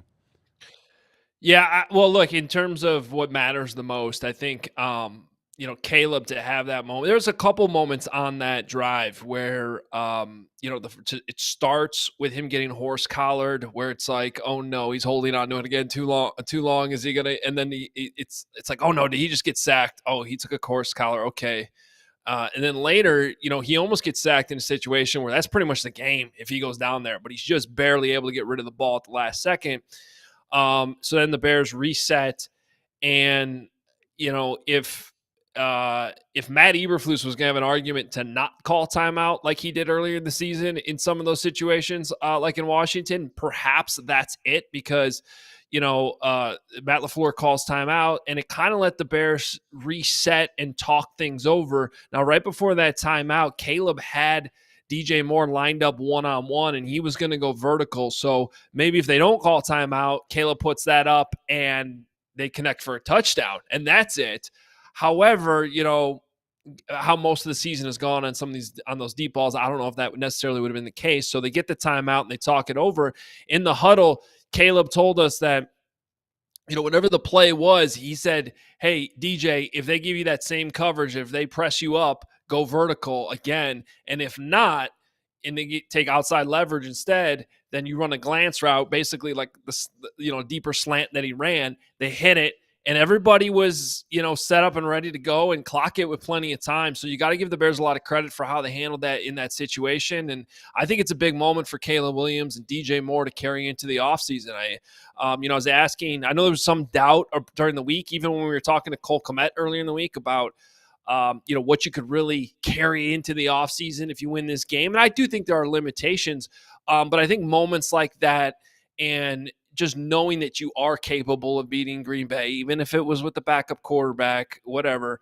Yeah, I still think that moments like that do matter. And so that was great. And then for Cairo too, you know, I don't know if you guys had a chance to play Cairo or not, but I managed to get in there for that press conference, and he was like pretty emotional because they still feel like they should have won that game against the Packers earlier in the season. They still don't agree with how the Packers blocked that field goal. They felt like it was illegal. And he said that he prayed for this exact moment. And so when he stepped up, he was thinking about it all week. And when he had that moment, there was no doubt in his mind he was going to make it, and he drilled it. So, and talking to Scott Daly too, the long snapper, who had a hell of a week. He had a baby on Thursday. And then so there's just good vibes overall, right, with going in the offseason with this win in what was otherwise an absolutely horrendous season. I'm looking at you, Gregory. Did you hear what he just said? The football gods are on the Bears side. The football gods came around to us today. Cairo praying on it. They were wrong. Crazy game. Somehow got in position, executed in the final minute, made the huge play. DJ and Caleb on the same page, and it happened. Right. And I'm gonna have Emma, our social girl, she does a great job. I'm gonna have her make a video of in Shawshank Redemption where the Bears are crawling through the tunnel of 2024 shit to make it out the other side as the rain is pouring down here in 2025 and freedom at last. The Bears finally win. It's a little. And I'm going to be on the beach in Mexico to celebrate. Is how that's gonna all end. Hey, can we talk about the awesome? Because you guys know how. I mean, I spent the whole first quarter just jacked up about the fake punt return. We knew right when it happened that your entire hit today would be about special teams. The special teams. So yes, you could tee up. I know you've talked to everybody about it. Whoever you want to hear from, they're all queued up. However you want to do this. You called Dave Tobes during the game. Oh, you remember that 2011? That same play. It looked a lot familiar. Hey, I saw J-Mac in the locker room, and first of all, he knows what's up. He gave me credit for the victory, unlike Greg. That's the first thing he said to me. And he was like, special teams. It was huge. In all seriousness, I had a chance to talk to Josh Blackwell, who lined up, as a corner on that play, runs straight backwards, catches it over his shoulder. That's not an easy catch.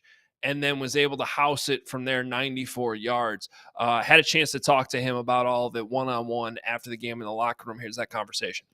No worries. Can you explain how far you got to catch that is going backwards? Yeah. The position you were in playing corner? I knew it was going to be a hanger, so I could run back and get it. But it was still kind of over my shoulder. It's a difficult catch to make, but I knew, if DJ sold it good enough, I have time. Even if I did drop it, it's I would still have time, but, just catch it, you know what I mean? Just to time it up right. I caught it, looked up, and it was just the punter and, 6 of my guys. So.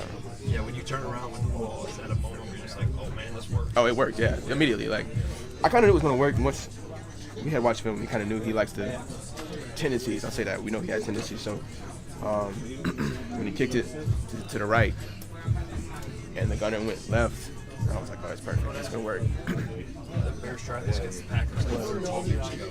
Didn't call Johnny Knox. Yeah, Johnny Knox. Yeah, we watched it. We watched Johnny Knox. We watched Richard Sherman when they was in St. Louis, when they were still the Rams in St. Louis. So we watched a couple of opportunities of it. So yeah, pretty cool. And obviously they got to kick it the right way. Right. For it to work. Exactly. Like once you know that ball's kind of going where you guys expected, you got to be feeling pretty good. Yeah, for sure. It's just like that point, just catch it and run. But I was gassed. I was tired, to say the least. Yeah. Too tired to celebrate? Oh yeah. I mean, you saw me just lay on the ground, like. So it's pretty cool though. Thanks, man. Yeah, thanks. Yeah, and guys, I had a chance to talk to Jack Sanborn too, who was one of the lead blockers on the play and had nobody to block because of how well the Bears executed it. And he was just like, they pointed out, both of them, you're scouting for that look in that you need the ball to go the right way or it doesn't work. So if they just randomly decide to kick it to the left, it's just like, okay, Blackwell's you're either letting that one just bounce in the end zone or he fair catches it. I don't even know if he can do that at that point because he's running backwards. So you really need it to go the right way, but they scouted it well. They drew it up well. And there was only two guys that really were not faked out at all. One of them was the punter. So credit to Amen Agbang-Bamiga and Dominique Robinson, because they were the two guys that ended up getting the key blocks that were needed on that play. But otherwise, you had DeVarius Moore and Jack Sanborn, who were supposed to be kind of the lead blockers, and they had nobody to block. They just went basically down the field and celebrated for 94 yards with Josh Blackwell, which was really cool. Yeah, I mean, it really, from an execution, like just talent-wise, the Bears are just still far away from the Packers. But it does feel like the Bears somehow won the coaching battle today. Like the Packers coaches did not, even Matt LaFleur and everybody across the board, and their situation at the end to let the Bears get in position for that field goal, and then, of course, the punt return. Like, it was a bad day for Packers coaching. Yeah, I agree. I think, Thomas Brown finished this off with a pretty good game. Now I know the decision to go for two was talked about a lot. You guys might have to help me out on that one because I wasn't in Thomas Brown's press conference, so I don't know what he said. But my view of that whole thing was, they had a 2-point play that they liked. Rome gets held on it, so it doesn't work. They at least get the penalty, and at that point, you kick the extra point, you're up 8. So it's like, well, do you trust yourself more to hit the 2-point conversion, or do you trust your defense more to defend a 2-point conversion? And I wonder if that call would have been different had Jordan Love been in the game. Instead, Malik Willis was in the game. It ends up playing out, and he, throws the ball into the ground. So it's like it ended up working out that way. And I understand. Look, I could see that from either way. I guess my point was I could understand where Thomas Brown was coming from a little bit more. I understand him getting criticized for it. I didn't think it was the end of the world, though. And I also, everyone being like, well, yeah, but they got the penalty, so they're at the 1, and that, you should be able to get that in. I'm like, yeah, you should be. Have you watched this team this year? What do you want to call the sprint option, or do you want to call the Doug Kramer fumble play? Because they should be able to get it in easily, but that hasn't been the case this season. So I understand kicking the extra point, go up 8, trust your defense to get the stop on the other end. Now, as it turned out, ran on the 2-point that got the hold. They ran the same play that the Eagles and Bears have once ran.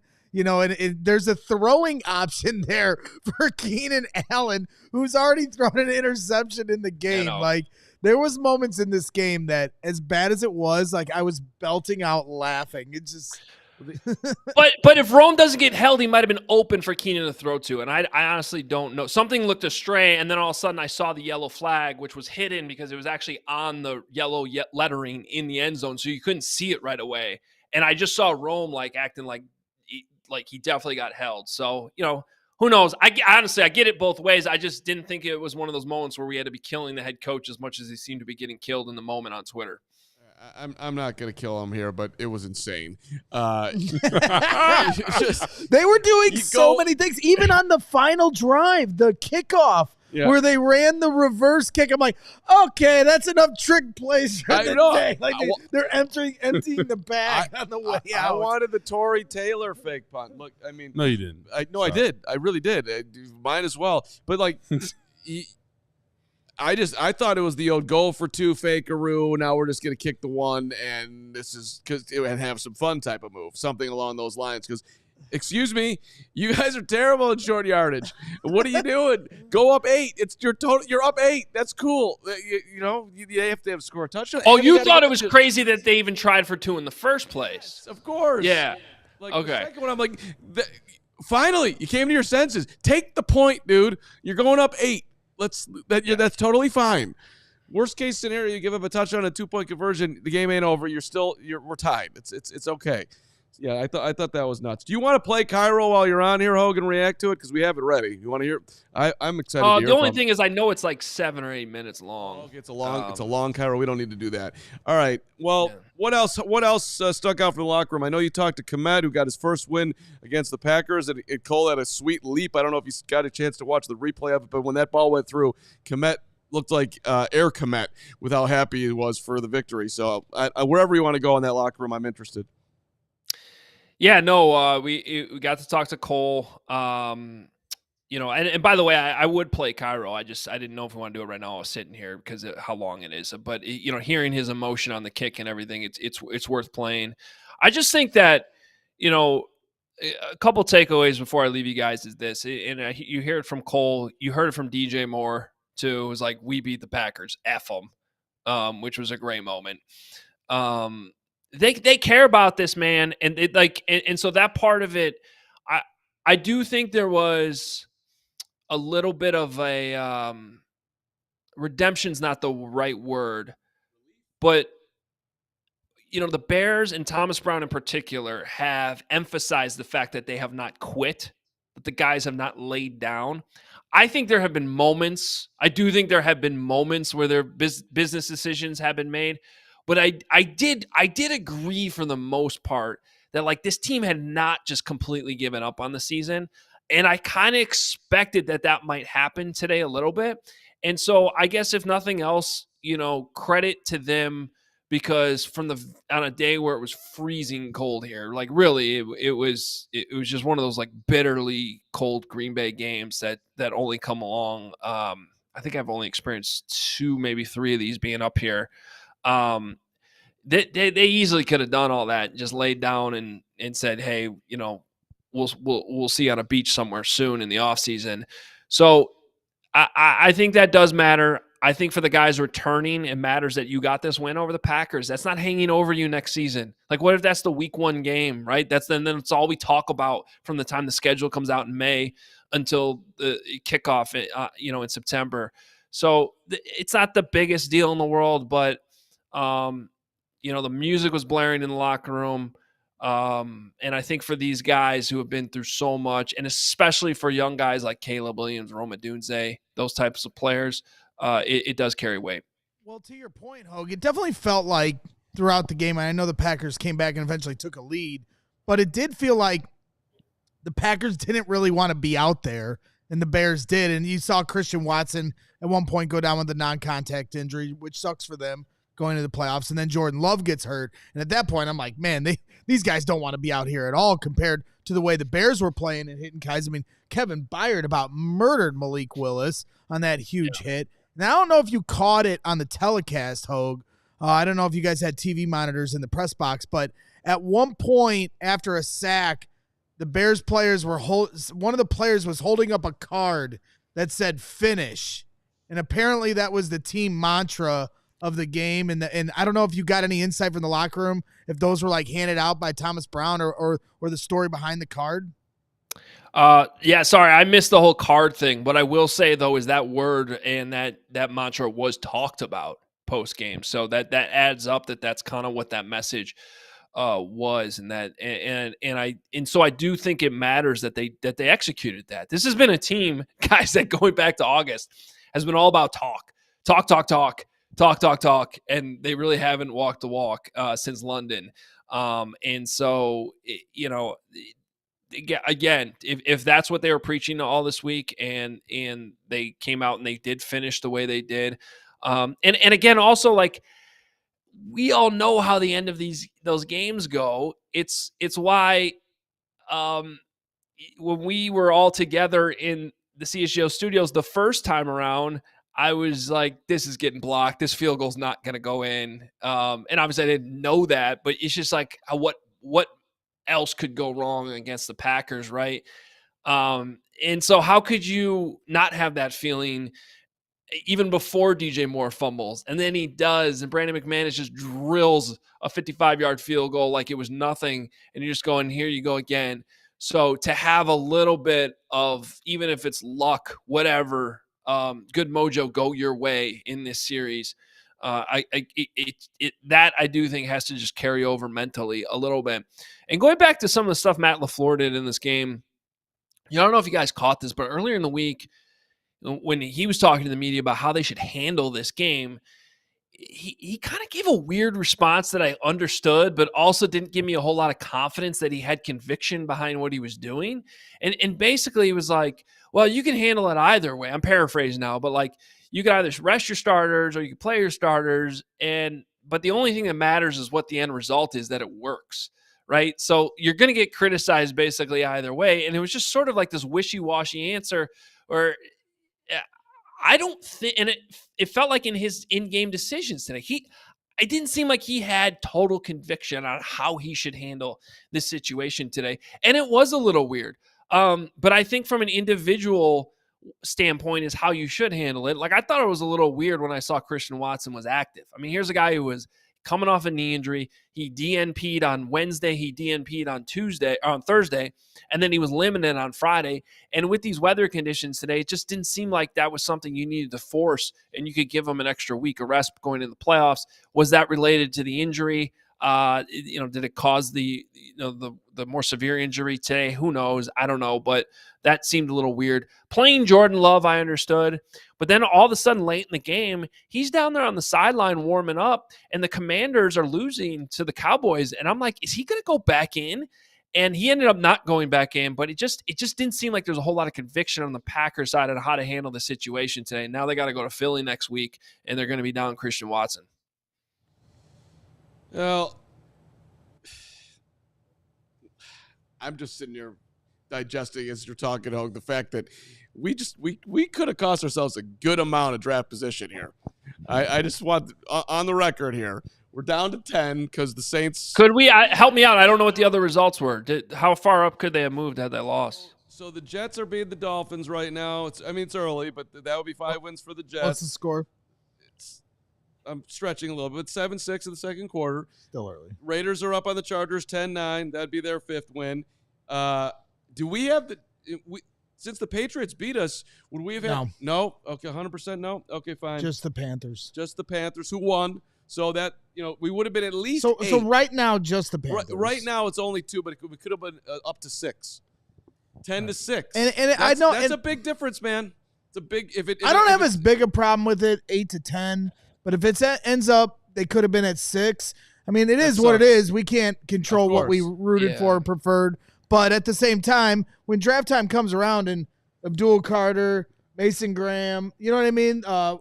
Will Campbell, the left tackle, those things do matter going forward. But once it got to the end and Caleb Williams was able to have that finish and the team was able to have that finish, like I think that was the trump card. If they'd have won on some ugly shit, I'd agree with you. Yeah, I know. Especially against your rival, you want to try to win that game if you can. It's such a tough. You're worried about draft position, and they wanted to break that losing streak. Look. It in the famous words of bad radio announcers, it is what it is. The Bears are going to try to win the football game. They won the football game. But if you were just asking, go ahead, Hoge. Yeah, what are you going to say, Adam?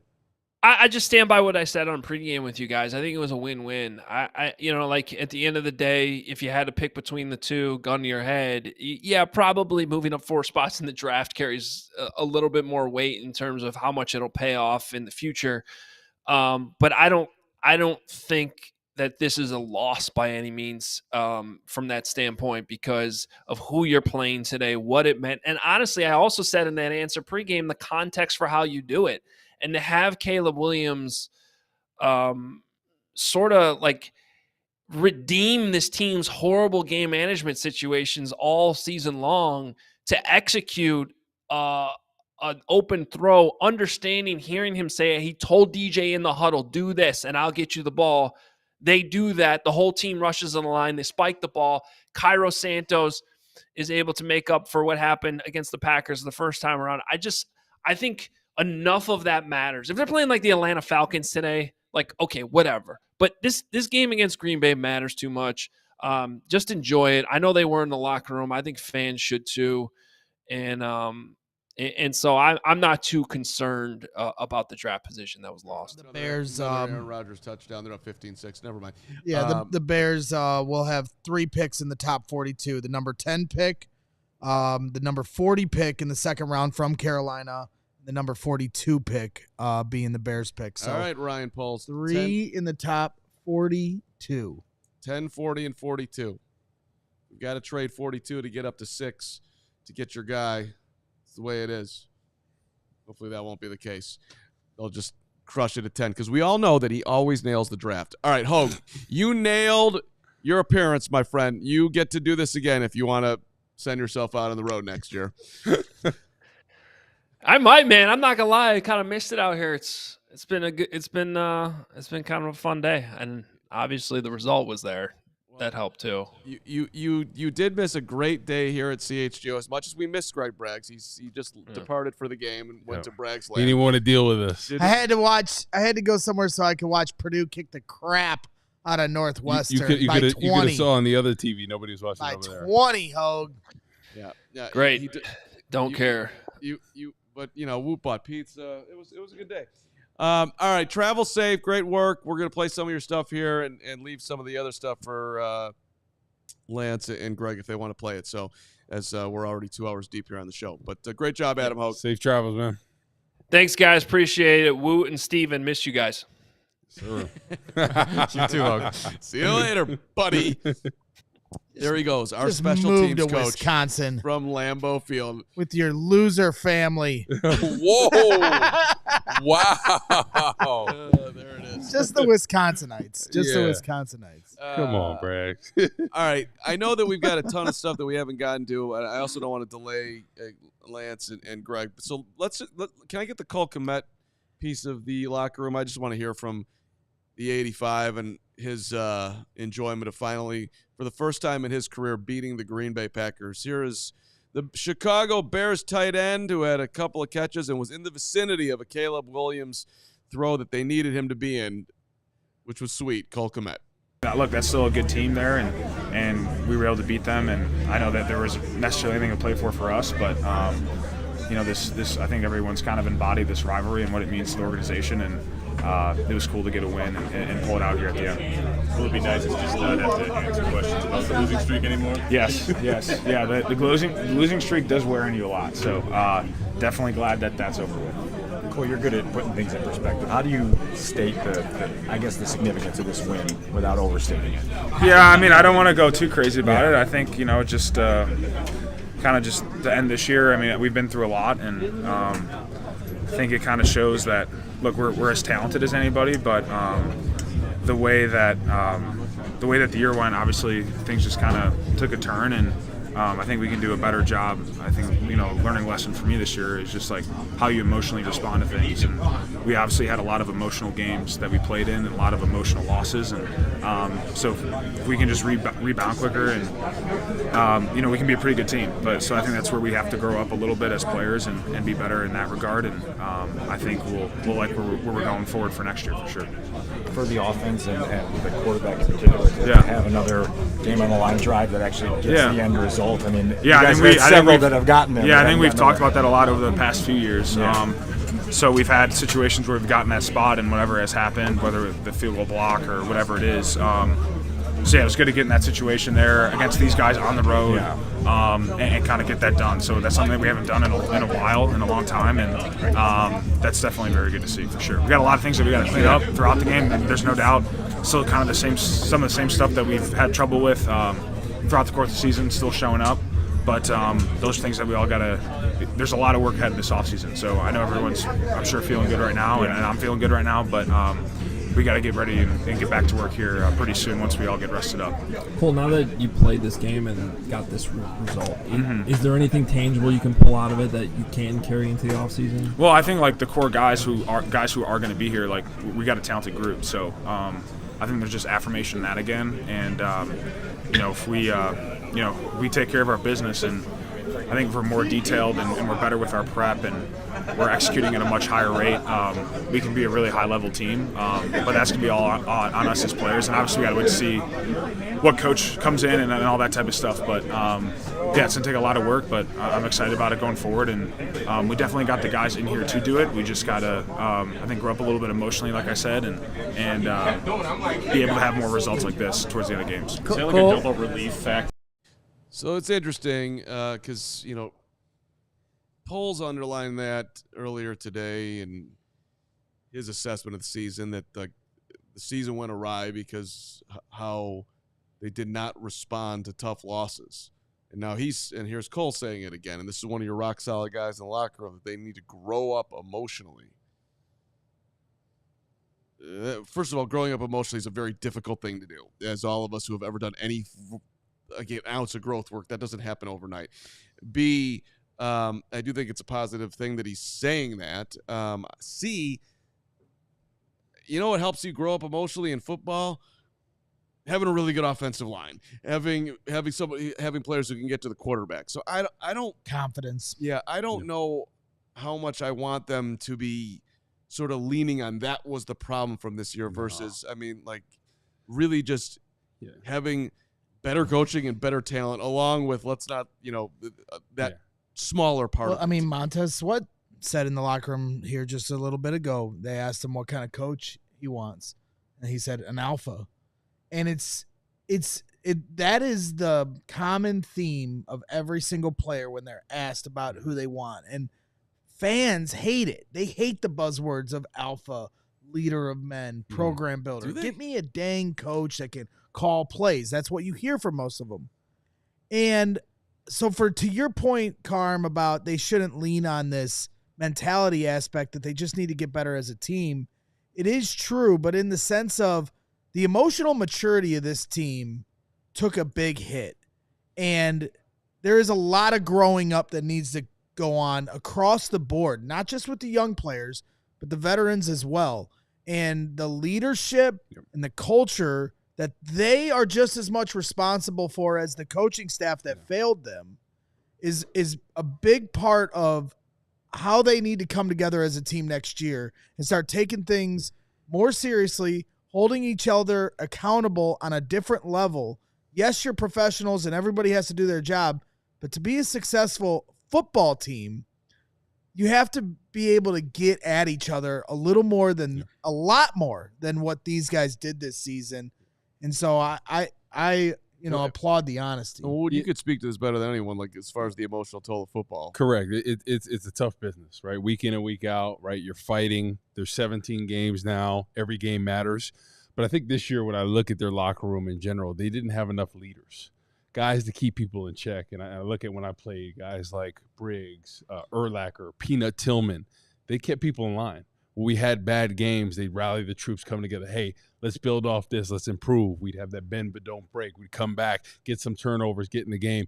I just think there's not enough people in the locker room that are holding people accountable. Obviously, the coaching staff, we saw there were flaws with that, with the play calling, how they design plays, how they really started out the season with Caleb Williams, especially Shane Waldron.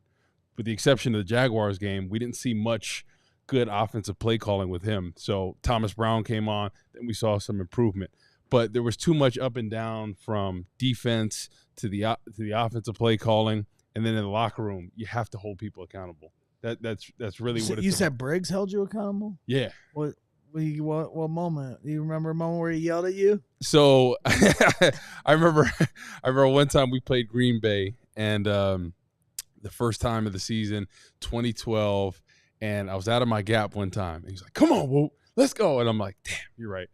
I didn't make that same mistake again. I got in the right gap that time, but I felt like I let my dad down. That's how I felt, honestly, because I had such respect for a guy like him and Urlacher when they tell you. So you just felt like you didn't want to let them down. You don't want to upset old man Briggs? Exactly, So, I mean, he was out there doing this thing, flying around, him and Lack. So they were flying around, and you just didn't want to disappoint them, because I think the biggest thing that we had when that defense was really rocking in 2012, that year that we were top 5 in defense, was people held people accountable. We rallied. If somebody made a mistake, they made up for it, right? If I was out of my gap at the time, he would make up for it. Or Urlacher, same thing. If Julius Peppers or Henry Melton or Israel Donajay, I think we picked each other up. Yep. And I think the communication was open on the sidelines. And when I go there, I see it seems like they're very disconnected and they're not on the same page. So hopefully going into this next year, they surround this locker room with a lot more leaders. I think Andrew Billings was that glue. And then when he got hurt, we saw a shift. We saw them not able to stop the run. We saw the lack of pressure. Even though he's not a pass rusher, right, he was pushing the pocket. So, well, you talk about, making up for mistakes. Well, you know what? To put a bow on this season, the Green Bay game, the way they finished was a complete failure. And then how they finished this Green Bay game in the exact same situation, they did everything the right way. They did. Credit to the Bears. In the moment, got her done. I guess we're just wrapping up here, and we'll have a whole offseason to talk about this. But, like, Woot, in your been in the locker room opinion, how realistic / difficult is it to ask whoever they're going to ask via someone in the draft and or free agency, hey, come in here, offensive lineman, don't know your name yet to be, and be the alpha dog that we haven't had in that room? I mean, that seems like a big time ask and borderline unrealistic, but maybe it's possible. Yeah, well, I think good coaches bring the best out of people. And I think that's what we saw with the coaching this year. We just saw not enough leadership from the top down. And I think it's an effect where it bleeds down. And that's what we saw. We saw early on some success here or there. And then when the Commanders game happened, it seemed like everything went awry. So I'm just hoping that the right staff comes in from the top bottom. They build these good habits. Empower the right guys. Empower the right guys, and it's a good situation, because you don't want to have the same thing, especially when you finally got a quarterback that you feel confident about. You got some receivers that you feel good about, Swift and some of the other pieces. Now it's about the offensive line and getting those coaching staff. All right. Should we play Cairo real quick here? Maybe just a couple of minutes of Cairo. Hoge talked about how great it is. So Cairo with the game winner, 51 yards, sending the Bears into their offseason with their 5th win, beating Green Bay. Cairo Santos, Bears fans from all over the world, thank you. Let's hear from the kicker after the game. What's your thought process as you're going out there for that final kick? Yeah, I mean, I don't think I could have write a cooler script, for myself. But obviously, that kick at home against Green Bay bothered us. Just how we finished that game. I feel like they got us on a play that you can argue whatever it was. We didn't like it how it was done to us, and it was a taste that was in my mouth for weeks leading up to this. And I got on my knees, my wife and my mom this week, and I prayed to have a moment to kick a game-winning field goal. I specifically prayed for that, and I don't want to push religion on anybody, but it's glory to God in my perspective to have that happen. And everything that I've gone through the weeks following up to that, I think it gave me strength, everything to be ready for a moment like this. So I was super confident. Just so happy that DJ was able to get that catch and kind of, bounce back from the play that I'm sure he was upset about. And just for us to finish the game like that, finish the season like that, we're a resilient team that has fought throughout every game, and at times it didn't seem like we were in games, but no one stopped fighting, and we lost a bunch of close games. So to learn how to win, especially at a tough place like this against a team that plays really hard against us, we play hard against, it means a lot, a growth for our players. Specific to that kick, what were the conditions that you had to navigate on that one? Yeah, it was against the wind. The wind was flying better the other direction. McManus and I were hitting longer field goals that way, coming up short, towards that tunnel. But I once I saw myself making, I think, a 53 that way in warm-ups, I knew I had that and a few more to in a situation where the adrenaline was going to take over like it does on a game-winning. So just, once we got into a 51, I just worried about putting the ball through. Cairo, we saw you before the game kicking into that end zone and coming Way short. Yeah. Was that just a result of the cold and the wind, or were you just not loosened up? Yeah, the wind just kind of swirling back in your face, sometimes more across, sometimes to their sideline. Mostly it was towards our sideline, that direction, and I was just trying to figure out how to hit the ball. Obviously, I wanted to still have good height on the ball, but it was coming up short. So, how much can I really lower the trajectory to make sure it doesn't they don't have a chance to block it.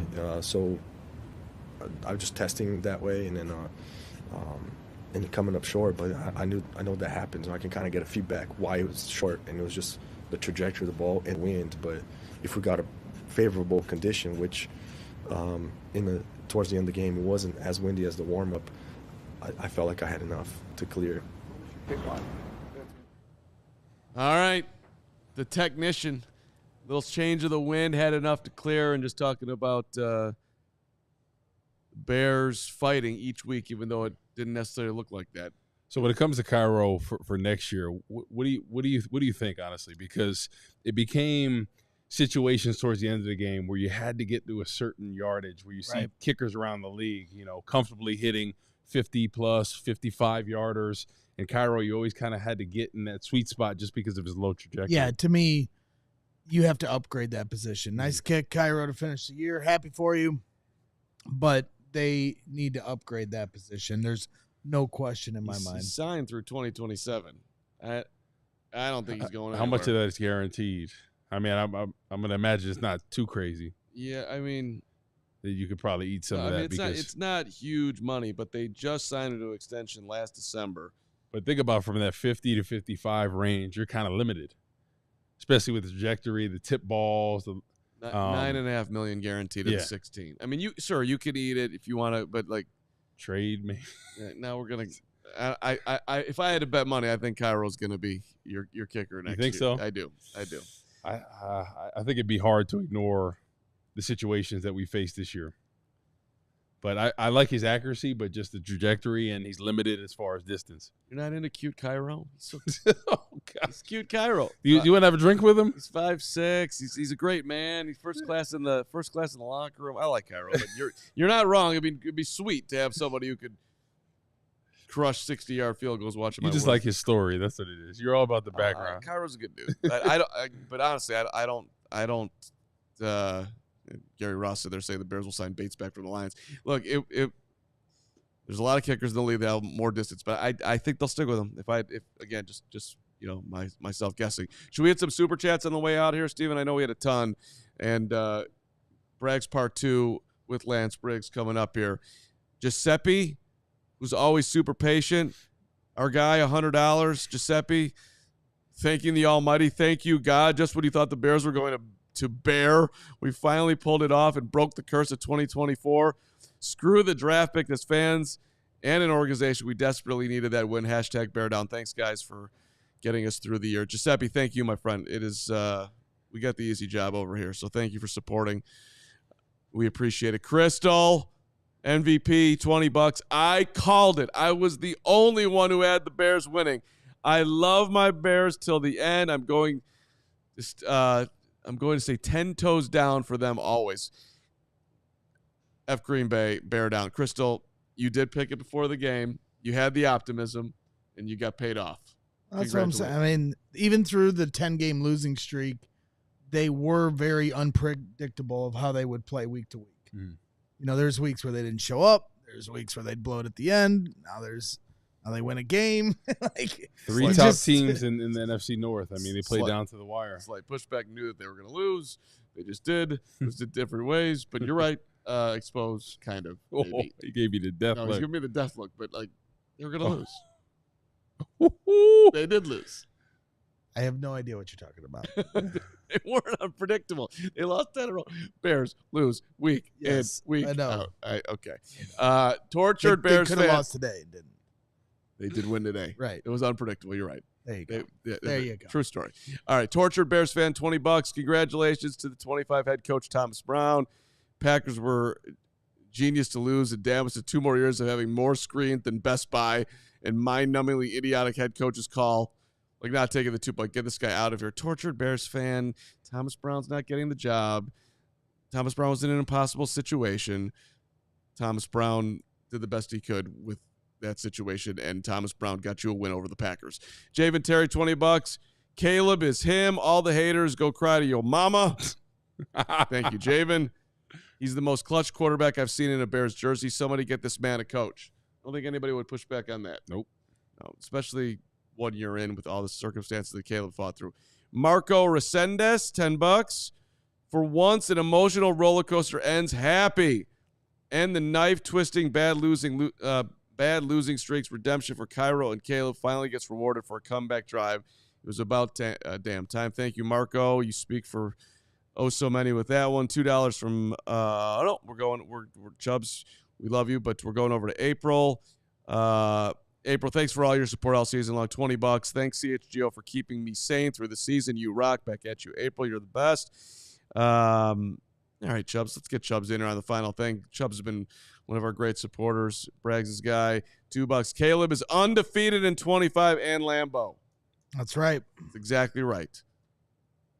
Undefeated, baby. Let's go. John Caps, $10. FTP, F the Packers. Get us a damn coach and watch this team go. Caleb 1-0 in Lambeau. Another celebration of the 1-0. You know who else is undefeated in 2025, Chubbs? That'll be Ryan Poles, your guy. He ain't going nowhere. The Braggs and Chubbs friendship is one of the great friendships in the history of podcasting. Wonder if he likes Taco Bell too. Hell yeah, who doesn't? Are you guys going Taco Bell? I have made an announcement on Twitter. I can release this on the show here that when the Bears decide who their head coach is going to be, we're all going to go to Taco Bell and discuss it. All right. Have a round table at Taco Bell. Let's go. Location to be confirmed later. I'm sure it'll be in the region, right? Your favorite one? No, we'll find a more centralized spot for the people. You don't come to your Taco Bell. The nearest Taco Bell near Hoge's house. We'll make Hoge pay. I don't think they have Taco Bells in that area. Probably not. I don't think they have that up there. Craig Leach, $50. What's up, Craig?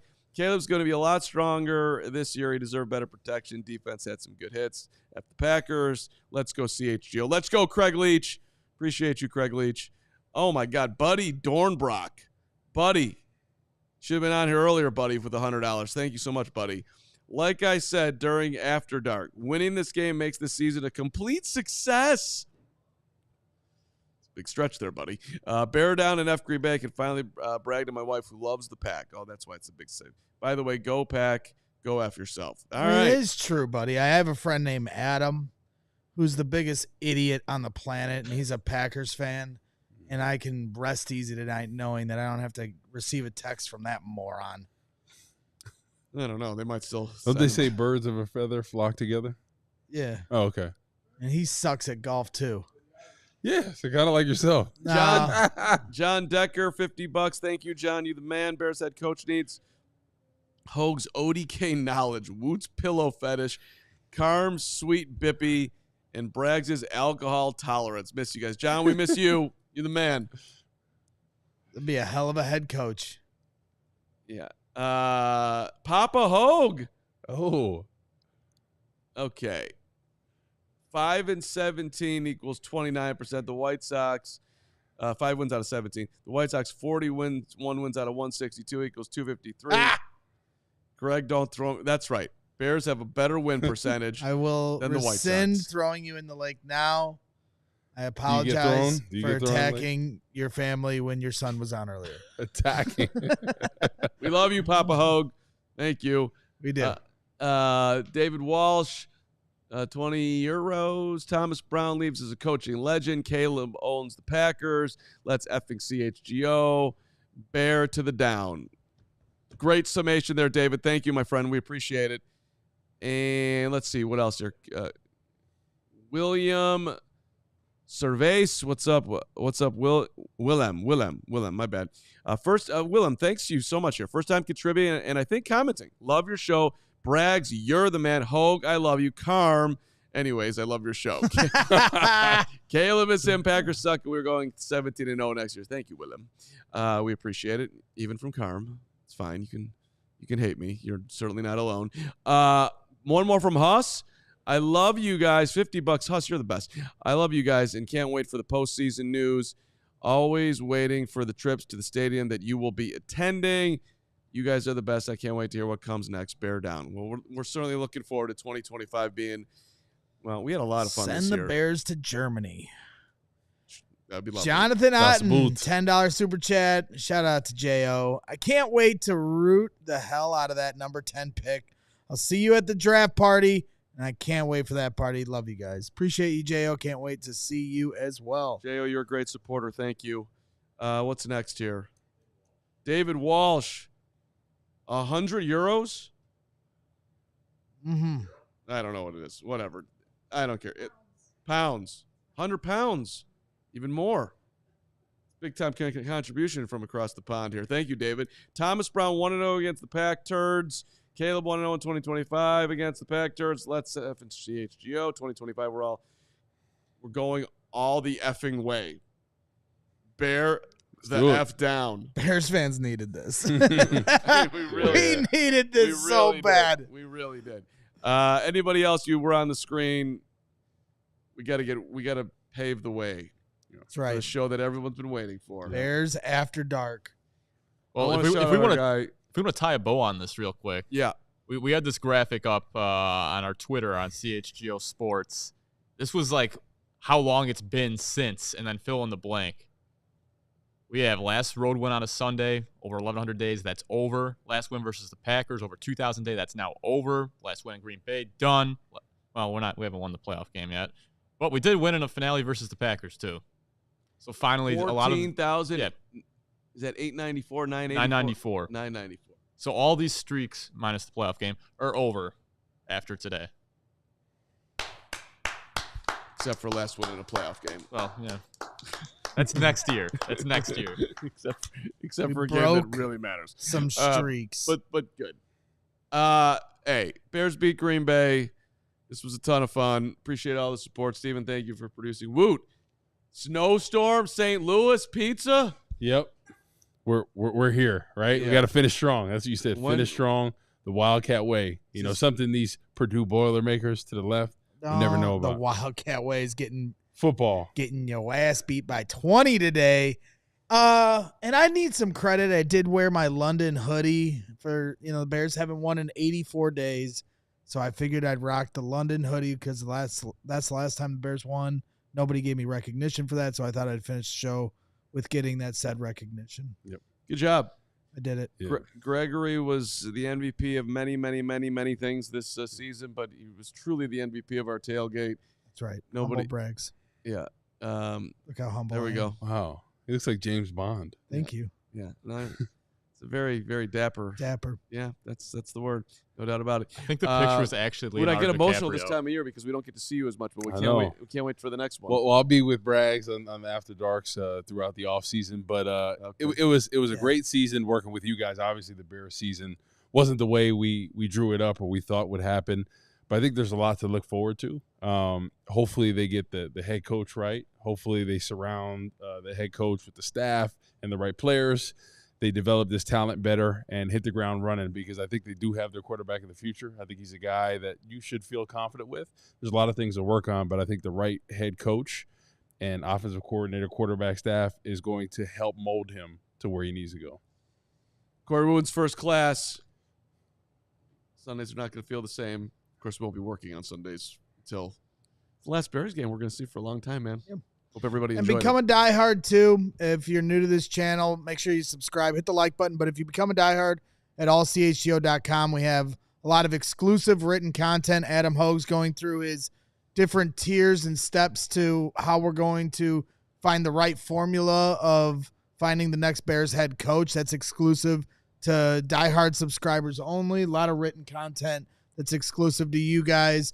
Discounts on all our events, including our upcoming draft party. We'll have many other, events coming up for all the teams we cover here at CHGO Sports. And then another cool thing that we do throughout the playoffs is I'll be hosting some live watch-alongs in our diehard Discord. We have a voice channel where you can talk to us and see us through video. It's almost like Spaces on Twitter, if you're familiar with that, where we all kind of hang out and do basically a live watch-along remotely with each other during the playoffs. So stay tuned for all that. We're going to continue to stick with all you guys who have stuck with us throughout this rough season and better days ahead. And I'll be inviting myself into those things because I love those shows.